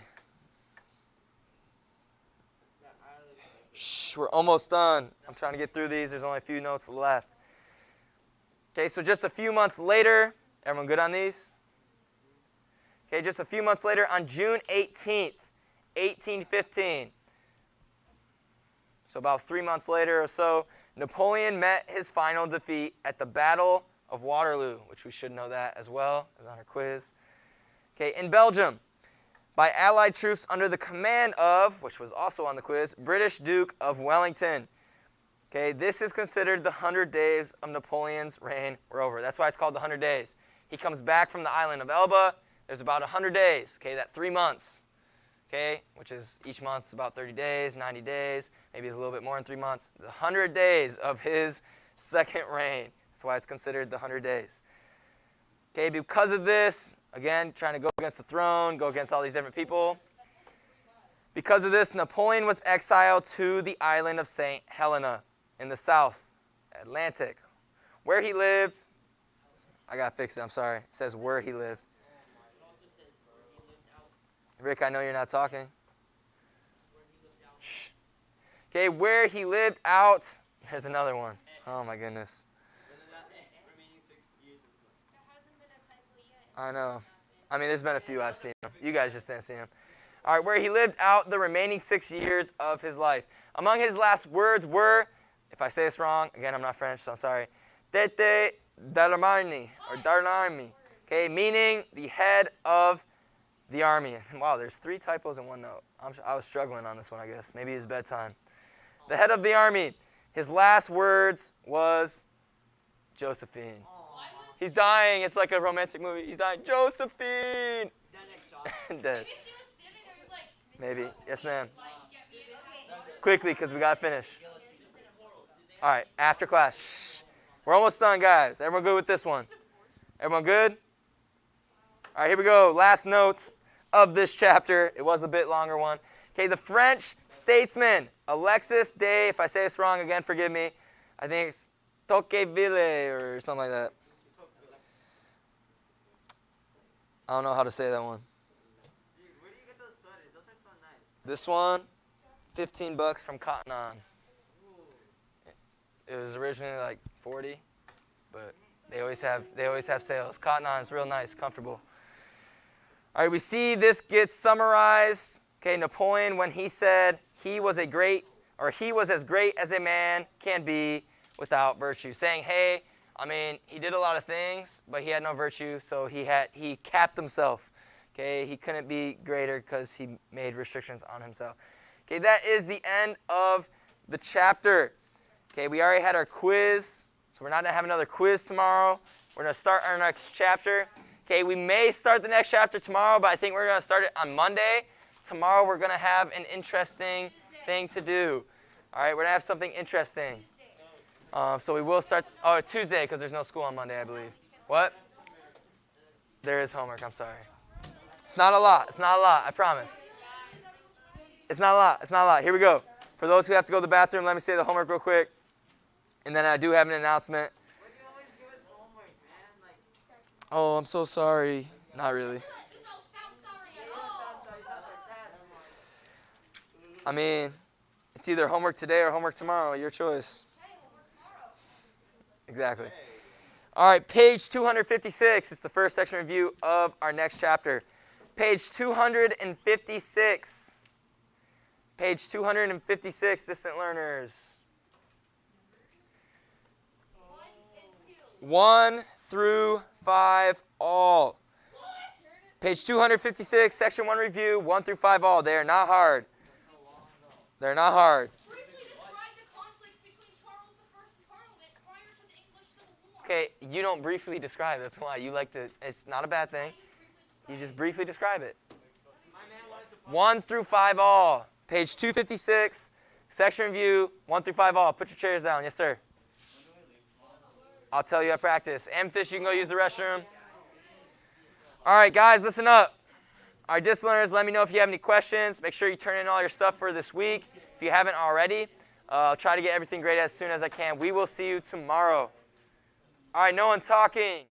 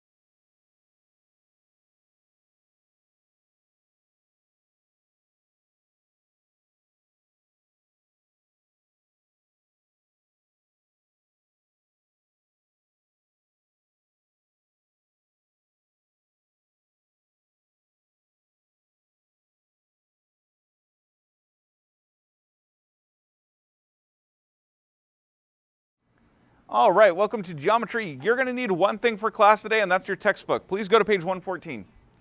Page 114 of your textbook. We have several sections in a row that are just basically review. I'm going to cover it because they are considered sections that we are to go over. And, oh, you guys have a quiz. What? That's tomorrow. That's tomorrow. Today's Thursday. Sorry. You guys have a quiz tomorrow. Some of this is on there, so that's why I'm covering it as a separate day. I was about to be like, geometry is not supposed to have pop quizzes. Sorry. Okay, anyway, no, seriously, I just read the wrong day. Oh, goodness, it's only Thursday. All right, so we're on page 114. Let's go ahead and get started with this. You be quiet over there. If tomorrow there's like a really like over-the-top tower in the library for streaming, you guys know what happened. All right.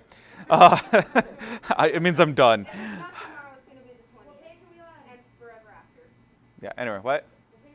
Page 114. All right, we're going to cover 4 sections today. It sounds like a lot, but it's all just like stuff we know. So here we go. Yes. Oh, okay, because I was like, We're not in the supplement. I said that. You need your textbook. I need that. Yeah.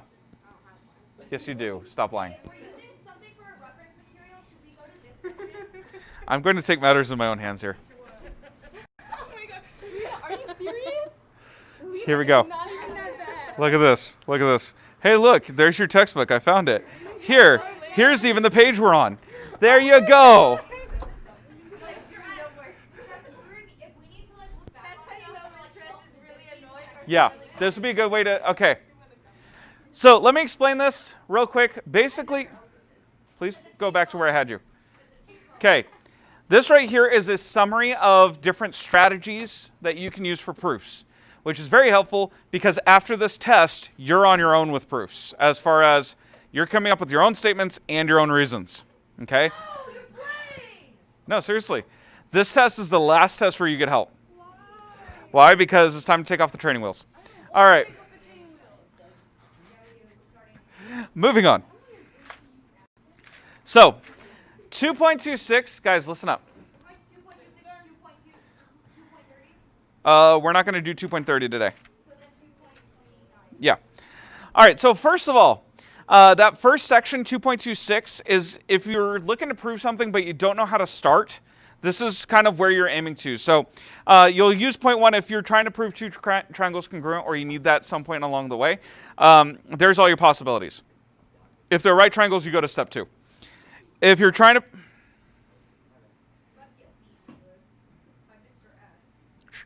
Okay. Number 3, you would use for any 2 angles that would be equal. If you have 2 lines that need to be equal, 2 lines parallel, 2 angles unequal, 2 lines unequal, any quadrilateral is a parallelogram. And that right there is basically your summary of all your sentences. Okay? All the things you can write under reasons. Okay? For those scenarios. So I'm not going to go through them. We've already taught all these. Okay? But that's just kind of a flow chart. If I need to, I'll just open up the discipline tab on here. Okay? I'm done. No, not even that. I'm going to completely bypass that today. Yeah, stop talking. Okay. So, 2.27. If we need to construct a line, those are our reasons there. Okay. So if you need to draw a line between 2 points, bisecting a given angle, you can use all of those to make a line in a diagram. Okay. That's how we do that. Again, we've talked about all these before. This is just kind of everything in one section. So you have one place you can turn to get basic stuff like this. Okay. Might be helpful to leave either a post-it or a tab here, something. Okay. So you can just hop back to it at any time. All right. 2.28.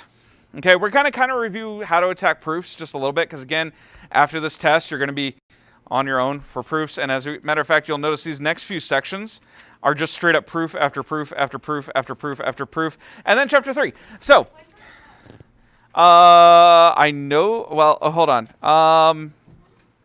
It's not at the beginning of next week. I know that much. I will let you know more later. I haven't gotten my lesson plans done yet because this morning. All right, so. It's either the latter part of next week or the following Monday, Tuesday. Oh, you know what? It is. It's the following Monday, Tuesday. Yeah, don't worry about it. The other chapters are shorter. Especially chapter 7. It's only 4 sections. 2 of which I combine. No. It's probably the most practical chapter in the entire book, too. Anyway, with that, It is that Monday, Tuesday, not this next week, but the following week. Okay. And then what I'll do is I'll make your proof on like Monday, so it's open book. And then Tuesday will be your content stuff that you actually have to study for. So that way you guys aren't stuck studying over the weekend. Okay, anyway. There's that test. I did look at it briefly today. There is only one proof. And then everything else is content. Like stuff you have to have, like, know. So just pay attention. Make sure you're studying. Yeah. All right. 2.28, analytic and synthetic methods of proof. The analytic method of proof traces out a path from the unknown statement and the conclusion to some known statements by a series of successive substitutions. Remember, we start with an analysis, figuring out where am I trying to go, how do I get there, okay? Synthetic is the one where we go known statement, known statement, known statement, known statement. It's the kind we write, okay? So you probably, when you're writing a proof, you're going to have two proofs. You're going to have the one that's kind of you jotting stuff down, of like, this is true because this is true because this is true because this is true. And you just jotting stuff down so you have a roadmap, and then you're going to flip it and go the other way. Okay, that's really the way you're going to attack this. So 2.29 is a general method of attack in discovering proofs. First of all, if you're not given one, make an accurate drawing. By accurate, we mean accurate enough. Okay, so don't make it a right triangle if you're not told it's a right triangle, stuff like that. Okay, you don't have to get out your protractor. Okay, it's stuff like that. State specifically in terms of lines and angles of the drawing what is given and what is to be proved. So you're going to write down your given, then you write down your proof, so that way you know where you're starting, where you're ending, and you can build yourself a roadmap. Then you go back to these sections and figure out what pieces you can use to get to where you're going. Okay, that's what this is for. Okay? That's what those last two sections are all about.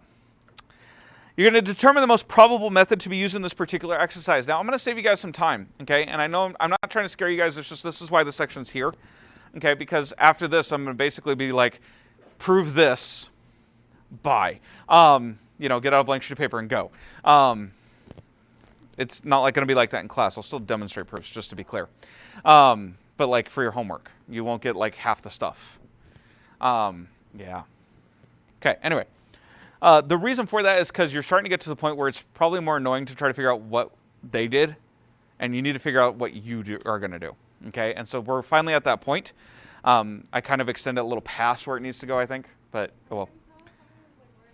I'll tell you like what the book did, but again, there's more than one method of proving these things. I've had ones where the book's proven it, and I've done it in half the steps. I've also had one where the book did it in half the steps, but because I was doing it on my own, I used like 3 extras or something. So it's a matter of, is it proven, not did you follow the path the book took? Okay? Unlike a lot of math classes where it's like you need to do it this way, proofs are very much get to the end, and we'll look at it. I'll try to give you guys some guidance as we go. All right. You're going to want to jot down what you know and what you need to prove in order to get to the final proof. Okay, jot down things like goalposts. Okay, you don't just go for, well, okay, most of the time, you don't just go for a touchdown in football. You go to the next first down. Okay, that's kind of how you need to approach proofs. And I know it's a sports analogy and you, okay, at least personally. I know. At least personally, but it's a good analogy of what you're trying to do. You're not trying to get to the end proof. You're trying to get to the next first down to where you can keep going. Okay? That's the goal of a proof. So you got to remember it's step by step by step. Ha ha ha. Okay, anyway. If you can't see a direct method, see if there's a way you can easily prove that everything else is stupid. Okay? AKA the indirect method. But does that make sense? Where, like, if you are like, I don't know how to get here, but, like, it obviously has to be true because otherwise it would contradict that thing. The second you think that, just go to the other kind of proof. Okay? It's fine. Okay. Someone called me and then ended the call. I don't know what happened there. Anyway. Just enough for me to get a missed call. Thanks for that. Go away. It's a local number, too, so I don't know. All right, anyway. One thing that we haven't really done a whole lot, but just something to mention, if you're working with 2 unequal parts, stop. And one is smaller than the other, you might try marking off the smaller on the larger. Like actually like kind of transporting it with your compass, marking off an equal distance. That may actually lead to a proof there. So that's just an idea. But that 2.29, if you're completely stuck on a proof, go there and start following the steps. Okay? And then the previous section has a whole bunch of stuff you can use in your proof. Okay, that's kind of where we're at. In following out any suggested line of proof, do not abandon the method until the work is carried to a point where the method is shown to be impossible or where there is no apparent way of proceeding farther along that line. Then go back and start another possible line of attack. So at some point it's going to happen. You're going to get stumped. Okay? But here's the deal. Even if you don't see how something's going to head to where you want to go, so help me, leave me alone. Even if you don't see how something's going to go the way you want it to go, okay, keep going because you might have to go kind of a roundabout path to get there, and that's fine. You'll never get marked off for using too many steps, okay?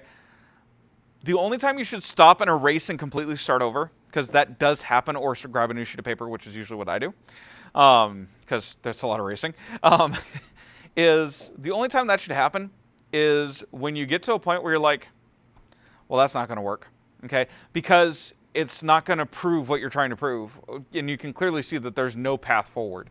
Or, right, unless you have a better idea. But the problem is you'll get too many ideas, and you'll keep backtracking and starting when any one of them would have worked. So the idea is keep pushing forward until it's obvious it's not going to work, okay? That sounds dumb, but it actually saves you work in the long run, okay? Even if you see a way where you could have shaved off 4 steps, well, it's still faster to finish the proof with the 4 steps included because they're already written. Does that make sense? The fastest one is the one that you can finish fastest, okay? So it's going with what you see, not the most concise method of proof, okay? The fastest one is the one you can do. Okay, that's how that works.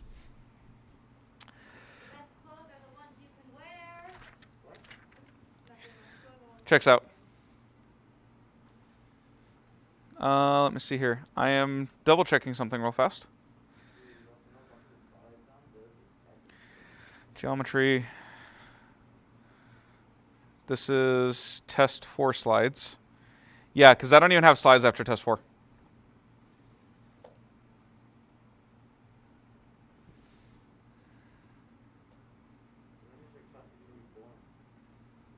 This is 2.29.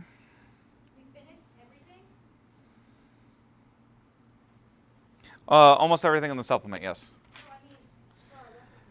That's what I was looking at, because there's a proof in here, but I'm trying to remember why I don't have any notes about it or anything.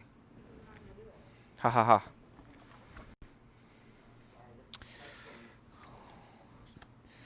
$2.29.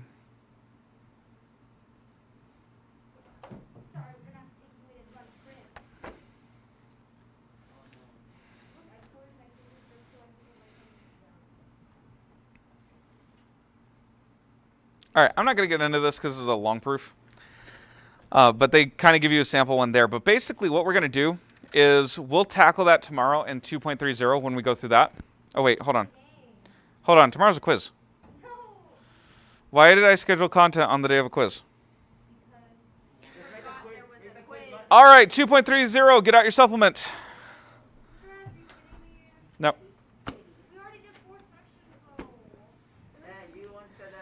2.30.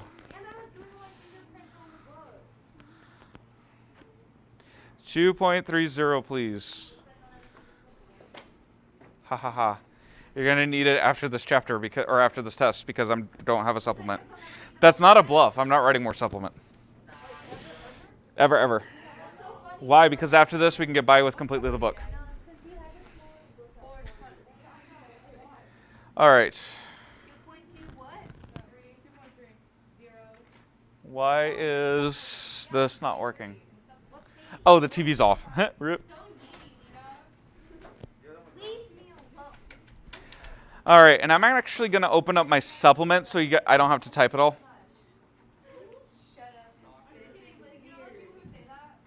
Okay, guys. Shh. And on the stream, I am aware that there's nothing on the screen yet. I'm waiting until I have the file open.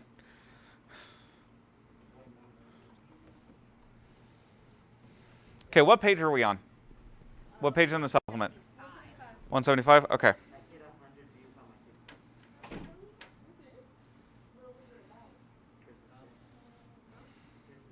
No, that's not right. We did these. That's sorry. 175 on my numbering is not the same as 175 on here. All right, we're on 2.30, proofs of congruent triangles. Whoops. Let's see here. There we go. Yes. All right, here we go. And I'm projecting off my iPad, so it's going to be a little funky. There's nothing I can do about it. Proofs of congruent triangles. Exercise 230, number 8 in the figure. AB is equal to RS. We have medians CD and TK, and altitudes CD, stop it, is equal to TL. We're to prove that triangle ABC is congruent to triangle RST. So now let's use what we just applied here, okay? Yes, there's blanks you could fill in, but stop that and just pay attention for a second. Okay, we'll get to it. Okay, so first things first, what I'm trying to prove two triangles congruent, okay? I'm given medians and altitudes equal and a side equal. So let's look at our two triangles are congruent. Well, if I have altitudes equal, don't I have right triangles? So that means I could use something with right triangles. I could do something with, actually specifically right triangles is probably where we want to go. So let's get started on that and then see where we get, okay? So now you guys can start copying. In step 1, we have AB equals RS, median CD equals TK, altitude CD equal TL. That is our given. We should also mention that we have two triangles, but oh well. Yes? CD equals T, wait, what? Yes, it should. Yes, it should. Thank you for catching that. Plus 5 points on the homework that's due tomorrow. Oh, I don't have markup in here? Ah, boo. All right, so can you all not? Thanks. So I can't mark it up for whatever reason, because this isn't saved in iCloud, whatever. The altitudes section should read E equals TL, not CD. So that last thing in the given should say CE equals TL. And it should say that in the problem too. My bad. Thank you, Andrew.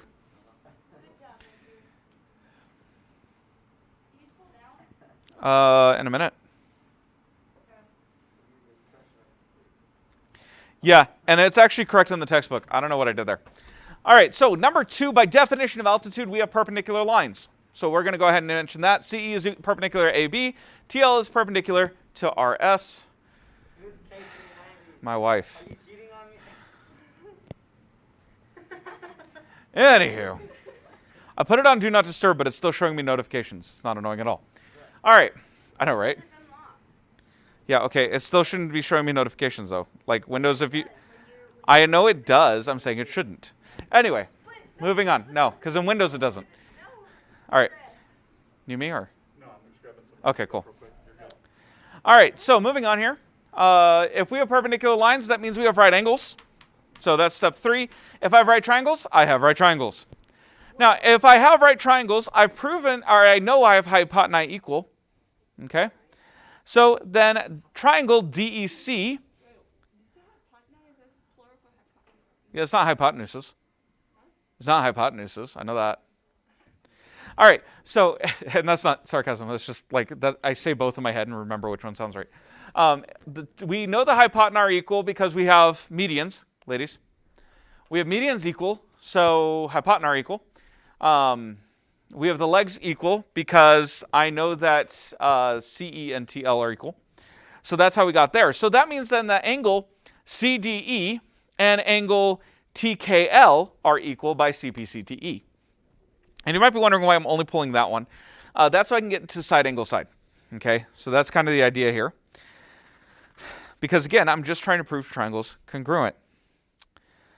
We are also given a suggestion, I forgot to mention this. We were given a suggestion to start with theorem 12. And if you look at... Is there a reason you reversed it from triangle DEC to angle CDE, or? Yeah, because I'm looking at angle D. It's the vertex goes in the middle. Oh, no, it's got confused, so the letters are still there? Yeah, but it's rearranged.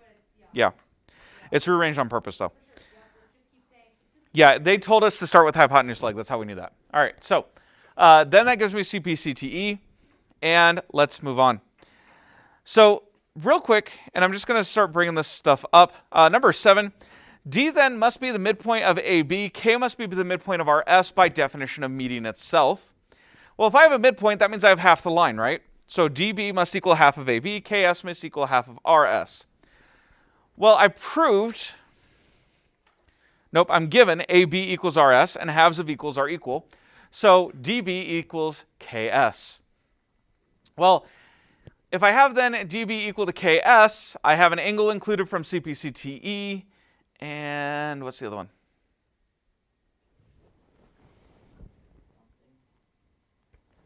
DBC equals KSC. KST, I mean. Okay, so we just proved DBC and KST congruent. So the other side being TK and CD, because we already proved those equal. Okay, so that's my side angle side, which by CPCTE means then that I have other angles and other sides equal. Anyway, since I have the opposite sides and angles equal, now I've got enough information where I can use side angle side for the whole triangle. So you'll notice I had to prove several sets of triangles equal first, or sorry, excuse me, congruent first, before I could prove my goal. Okay, that's going to happen a lot, where you're going to have a lot, like you need to prove multiple shapes congruent along the way, and this is one of those scenarios. I will leave that alone. Wait, it says 179, 189. So we only have 10 sides and then we don't do sides anymore? This is pages. Like this is your actual supplement. Like I'm actually not using the slide right now. Oh, by the way, ignore the time and date on. Oh, you guys can't see that from there. Stream, ignore the time and date on there. For some reason, whenever I use the adapter, it like completely messes up the display time. Yeah, it's definitely Thursday the 14th at 11:28, not 9:41 on January 9th. Tuesday, January 9th isn't even from this year, so I don't know. No, because January 9th was on a Monday or Wednesday. I forget. Hold on. Now I want to know. Let me see here. No, it was on Saturday. Yeah. So like I said, it's completely not even from this year. What is this message about? Oh my goodness, this is stupid health enrollment people again. All right, anyway. They keep calling me trying to get me to sign up. Don't worry about it. No, not even that. It's January. So this is when you sign up for new health insurance if you want to switch. I don't, but they won't stop harassing me. So yeah, at this point it's harassment. All right, we're moving on.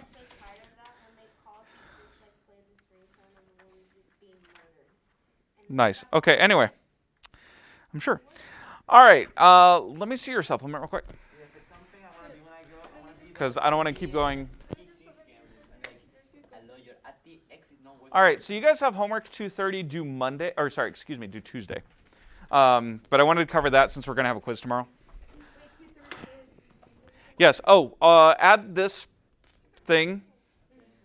Actually, no, that can't be right. Because what would you add? Let's find out. No, I'm sorry. Excuse me. That's 2:30 is tomorrow night's homework. But it's still due on Friday like normal. Huh? Oh, have you guys ever heard of the video editor DaVinci Resolve? No. Okay, it's made by Blackmagic Design. It's the parent company. Actually, we use their stuff in the booth for some of their switching equipment. Okay, anyway. Don't tell anybody. All right. Yes, that's correct. I'm trying to fix that right now. Anyway, due Friday is 222 to 225. 226 through the remainder of your supplement will be due next Friday. I just messed up what I was saying. Huh? No, I misspoke. I'm sorry. What class is this? Geometry. Right, all the way down here. Test 4 slides. Because I want to see if that's supposed to be something you add. Where is this? 2:30? It does say add above to proven statements. What does that mean? What are we adding to proven statements?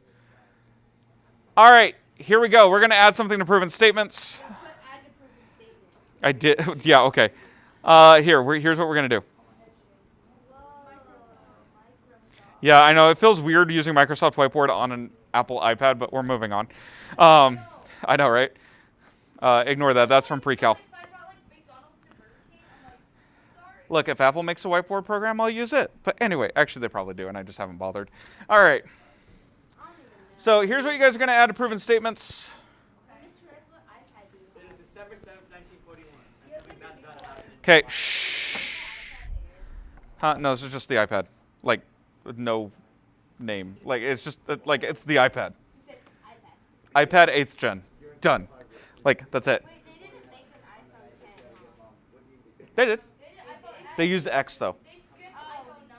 Yeah, they skipped 9. That's what they did. All right, anyway, here's what we need to prove. In two triangles. Why is my pen not working? Because it doesn't like you. In two triangles. Guys. Shh. We wrote the same exact thing, Mr. S. If, Is that a comma next to that S? yes. I have no idea what just happened to my pen. They just had a stroke and a seizure and birth If the medians. with multiple. What is happening? That's what he Medians. It does not like it when my palm is on it. And the altitudes, sorry, this is going to be horrible handwriting then. And the altitudes are equal. Then the triangles are congruent. Okay, and this is exercises 230, number 8. Okay? I did. Yeah, I did. Okay? So that's what's going in your proven statements. Add that in there, and then we are done for the day. I promise. We did the sign upside down. Beautiful. All right. Sorry for the handwriting, but it is what it is. Guys, thank you. All right. Anyway, quiz 17 over 2.23 to 2.26 is tomorrow. I've already been announcing that, so hopefully that's not new information.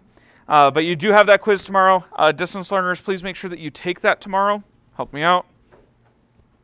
And then we'll get into the remainder of Test 4 content on Tuesday.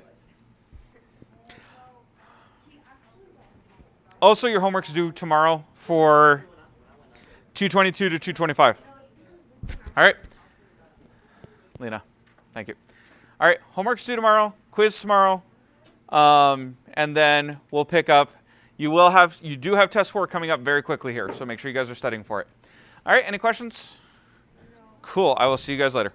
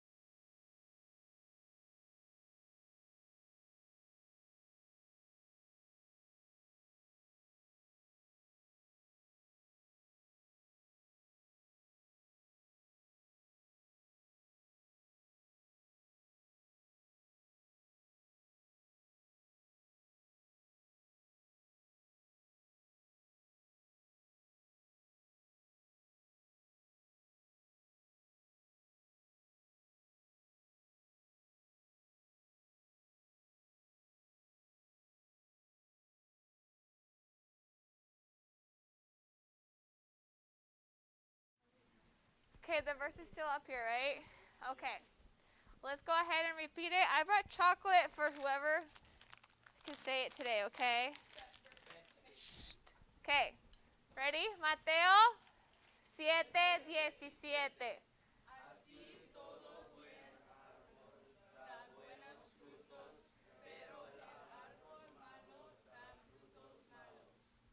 Okay, again. What is árbol? Tree. Okay, what is frutos? What is buen and buenos? Good and good. What is malo and malos? What's the difference? One is plural, good job. And the other one is? It has an S, good job. Malos, plural. Malo is singular. Okay, listen. What does that mean? Who said it? Give. What does that mean? Give. Okay, so yesterday we went over the irregular verb give. That, okay? Then we conjugate it, okay? Who remembers how to conjugate it? Yo, tú, uh-huh.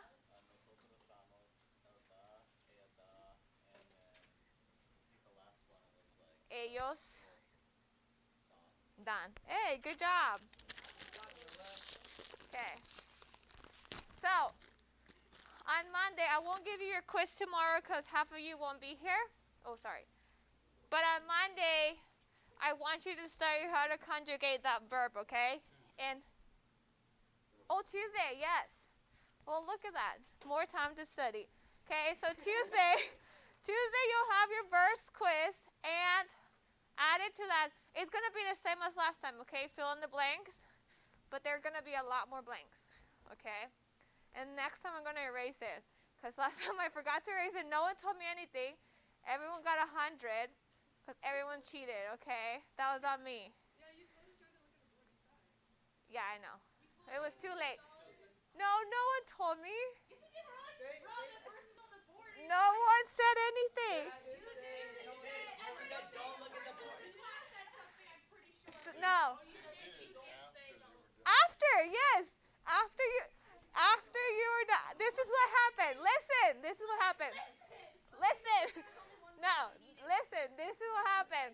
I saw everyone taking the quiz and looking up, and I'm like, why are they looking?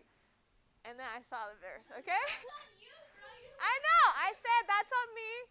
Next time I said on Tuesday, it won't be here, okay? On Tuesday, it won't be here. No, it's not. It's not going to be here. Tomorrow it'll be here because we're going to review it tomorrow, okay, if you're here. But on Tuesday, you're going to have to conjugate the verb give, that, okay? Just like Noah did it right now, okay? Super easy. It's back on page 277. Okay, listen, okay? I already said it. Page 277. That's where the verb is conjugated. So you better be able to conjugate it, okay? Okay, again, Mateo. Everyone, Mateo. Así.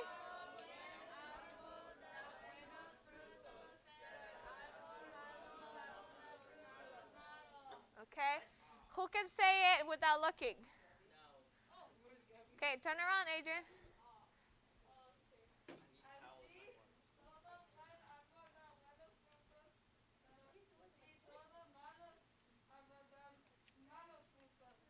No, you added y todo árbol. Okay. Not bueno. It's not bueno. Okay, with the reference.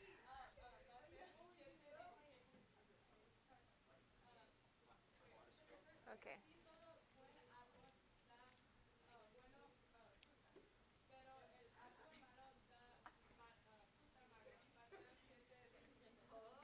What did you say at the last one? You didn't say that. You did? And you say fruta here. Okay, let's read it again. Mateo 7:17. Así todo árbol da buenos. Oh, así todo. Okay, that's my bad. Mateo 7:17. Así todo buen árbol da buenos frutos, pero el árbol malo, frutos malos. Okay, I think this is super easy. Yes. Turn around. Mateo 7:17. Así todo buen árbol da buenos frutos, pero el árbol malo da frutos malos. Hey! That was perfect. Okay, go again.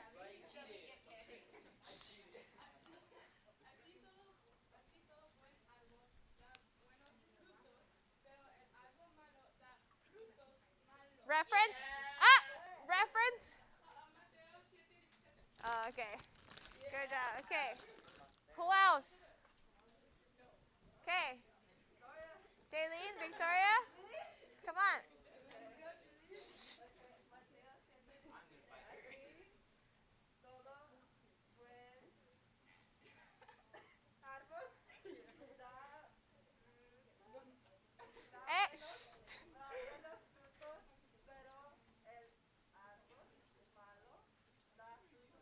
Hey, okay. Victoria?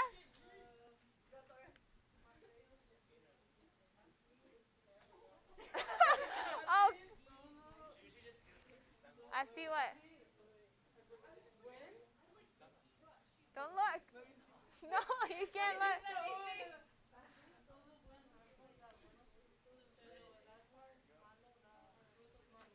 Yes. Who can say it in English? Who knows it in English?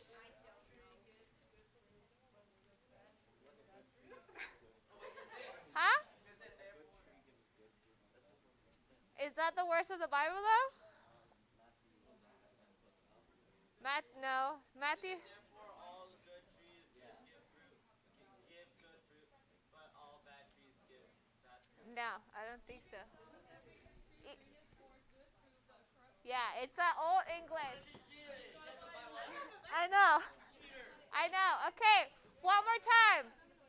Mateo 7:17. Everyone. Mateo 7:17. Así.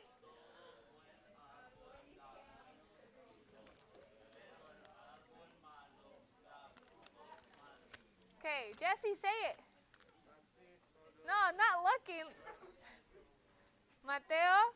Mateo 7:17. Okay. Así todo malo. No. Árbol Buen buen frutos, tree. árbol frutos malos, Pero pero el el árbol malo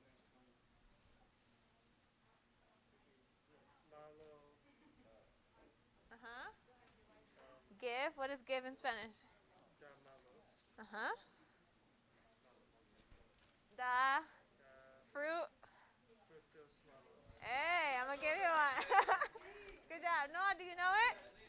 Do you know it? Oh, come on, try. Mateo. Mateo 7:17. Así todo buen árbol da buenos frutos,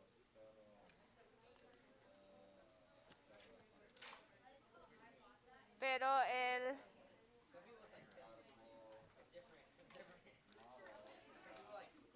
Hey, you want another one? You want another one? Yes. Okay. Okay, go open your books.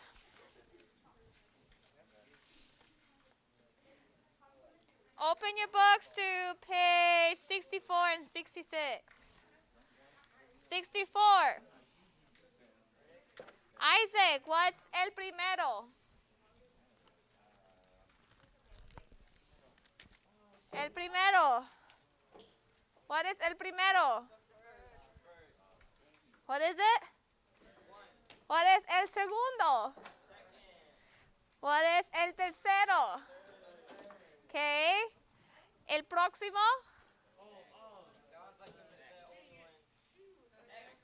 The next one. I didn't hear you, sorry. El último. No. Último. The last one. El único. The only one. El mejor. El mejor is the best. El peor. El peor. El mismo.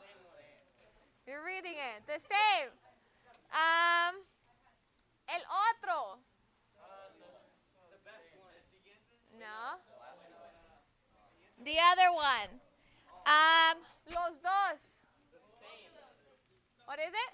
Both of them. And ninguno. Ninguno. Okay. What is the difference? ¿Cuál es la diferencia? ¿Cuál es la diferencia between cuántos and cuánto? One's telling how many, and then one's telling like. One's with an S. One's telling what? How many, and the other telling is how much. Okay, which one is which? Which one tells you how many? ¿Cuántos? Which one tells you how much? ¿Cuánto? Okay. What is todos? Todos. No. All. Casi.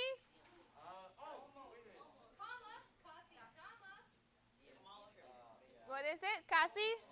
Almost. Solo. Only a yard or solo una yarda. Derek. ¿Qué es muchos? Muchos. Look up your book. No. Muchos. Shh.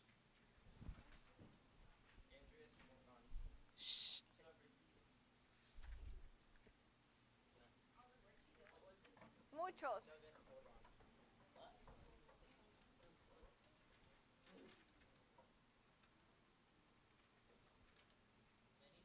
Many. Okay, what is muchos?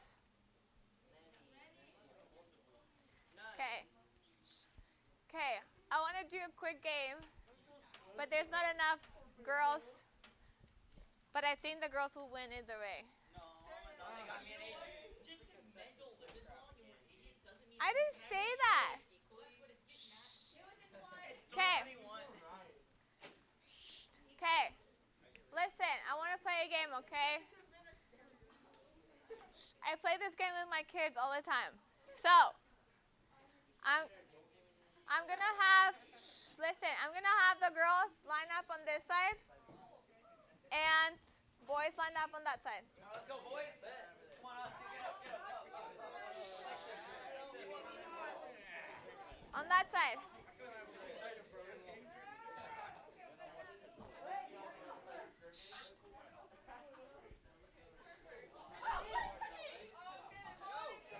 Okay, I'm going to say, listen, I'm going to say the word in English, you say it in Spanish. Adrian. Wait, would you give it to me if I say the wrong one? Huh? If I say it wrong, but it's like the same thing. If you say it wrong, you stay there. Okay? Okay. You're saying, I'm saying the word in English, you're saying it in Spanish. Okay? Ready? I know you guys like game because I saw you playing tag earlier. Yes. Okay. Okay. Ready? Okay.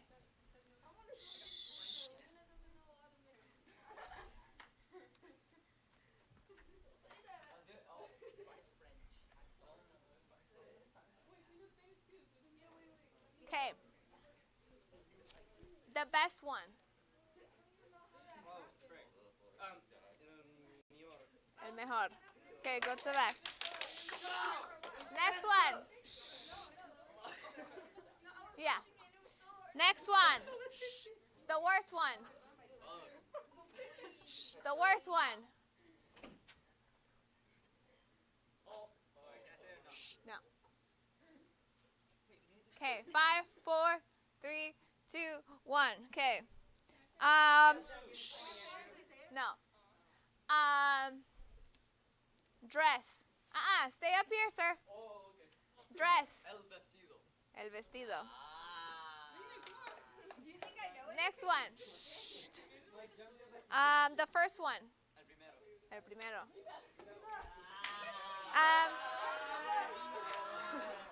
The other. Okay. The same one. The other one.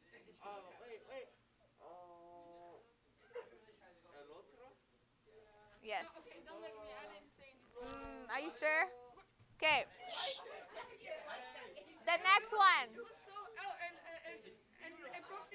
El próximo. Next. Okay.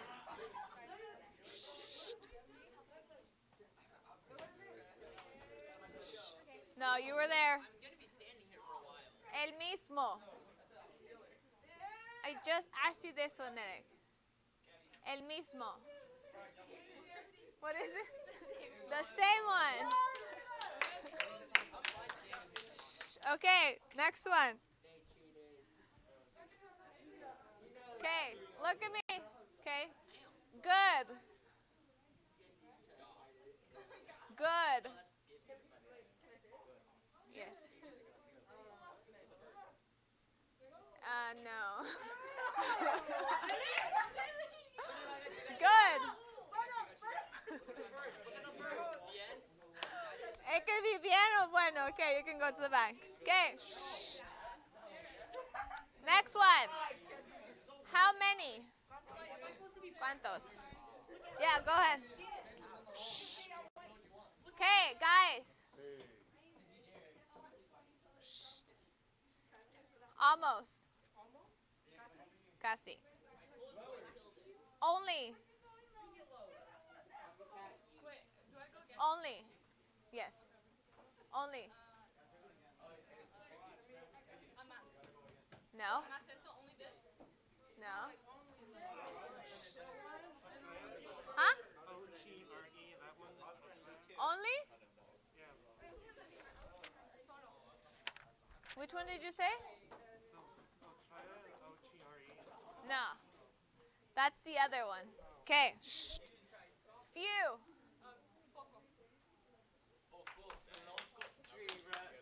Some. Some.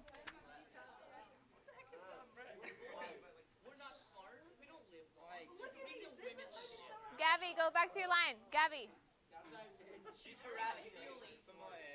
No. Some. What is it? Algunos. I hate you. I hate you. I saw you with it. I hate you. What do you? She got a revelation all of a sudden, you know? Okay. Less than. Less than. Okay, you should know this one. About roughly a yard. About roughly. Más o menos. Why'd you say a yard though? None. Oh, wait. Oh, nada. No? None? Oh, I forgot to say. That's with an N. None. Ninguno. No. Few. Okay, go back, both of you. Derek, where are you going? I'm actually behind you. No, you were behind. Okay. Okay. This is never gonna end. Super easy ones, okay? Hat.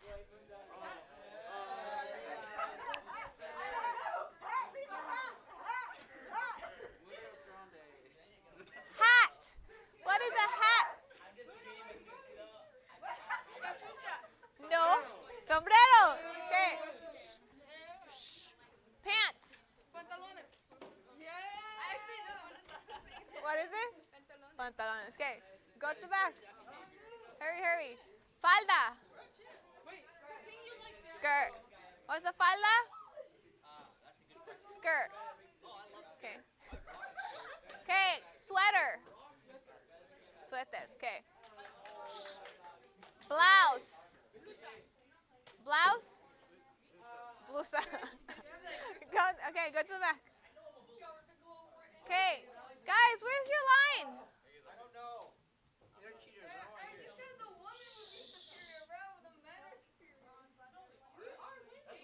They're winning. They're winning. Because this is like what? Their fourth round? It's like the fourth time they've gone, okay? Okay, the colors now, okay? Clear or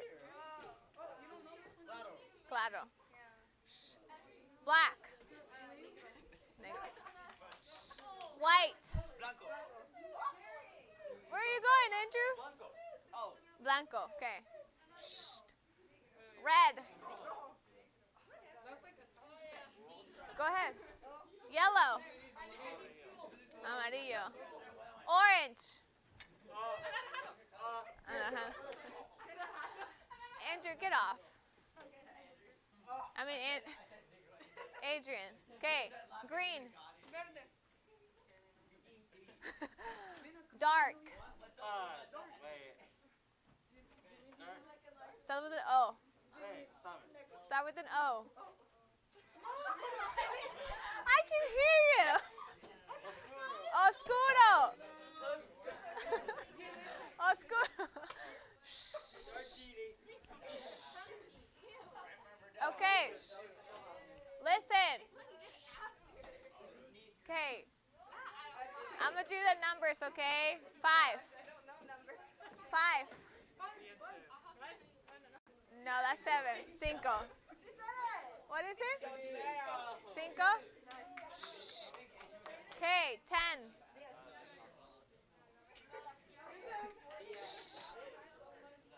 15. 15. 8. 8. 7. 7. Did you? Oh, I'm proud of her. Okay, 20. Wait, I got confused because you never said that. Okay, 18. 18. Okay, Spanish, that's why I got confused. I know. Yeah, go back. Okay. 37.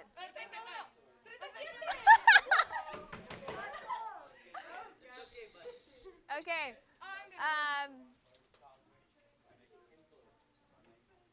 2. Oh, she knows that one. Yeah, you got it, yeah. 0. 0. 0. Okay. You guys can go sit down. You guys can go sit down. Yeah. Yes. Okay, Tuesday, we're going to have a quiz on your verse. Listen. I'm going to give instruction one time, okay? The quiz is going to be on the verse, the vocabulary words that we learned so far, okay, from this section, okay? And just the one we learned this week, okay? And the conjugating of verb, the irregular verb, give, okay? So make sure you study those. I gave you homework, so you should have sentences and book homework, okay? The sentences and book homeworks. The ones we learned from yesterday, which was like cuantos. Yeah, I believe so, yeah. Okay, I'm going to collect those, okay?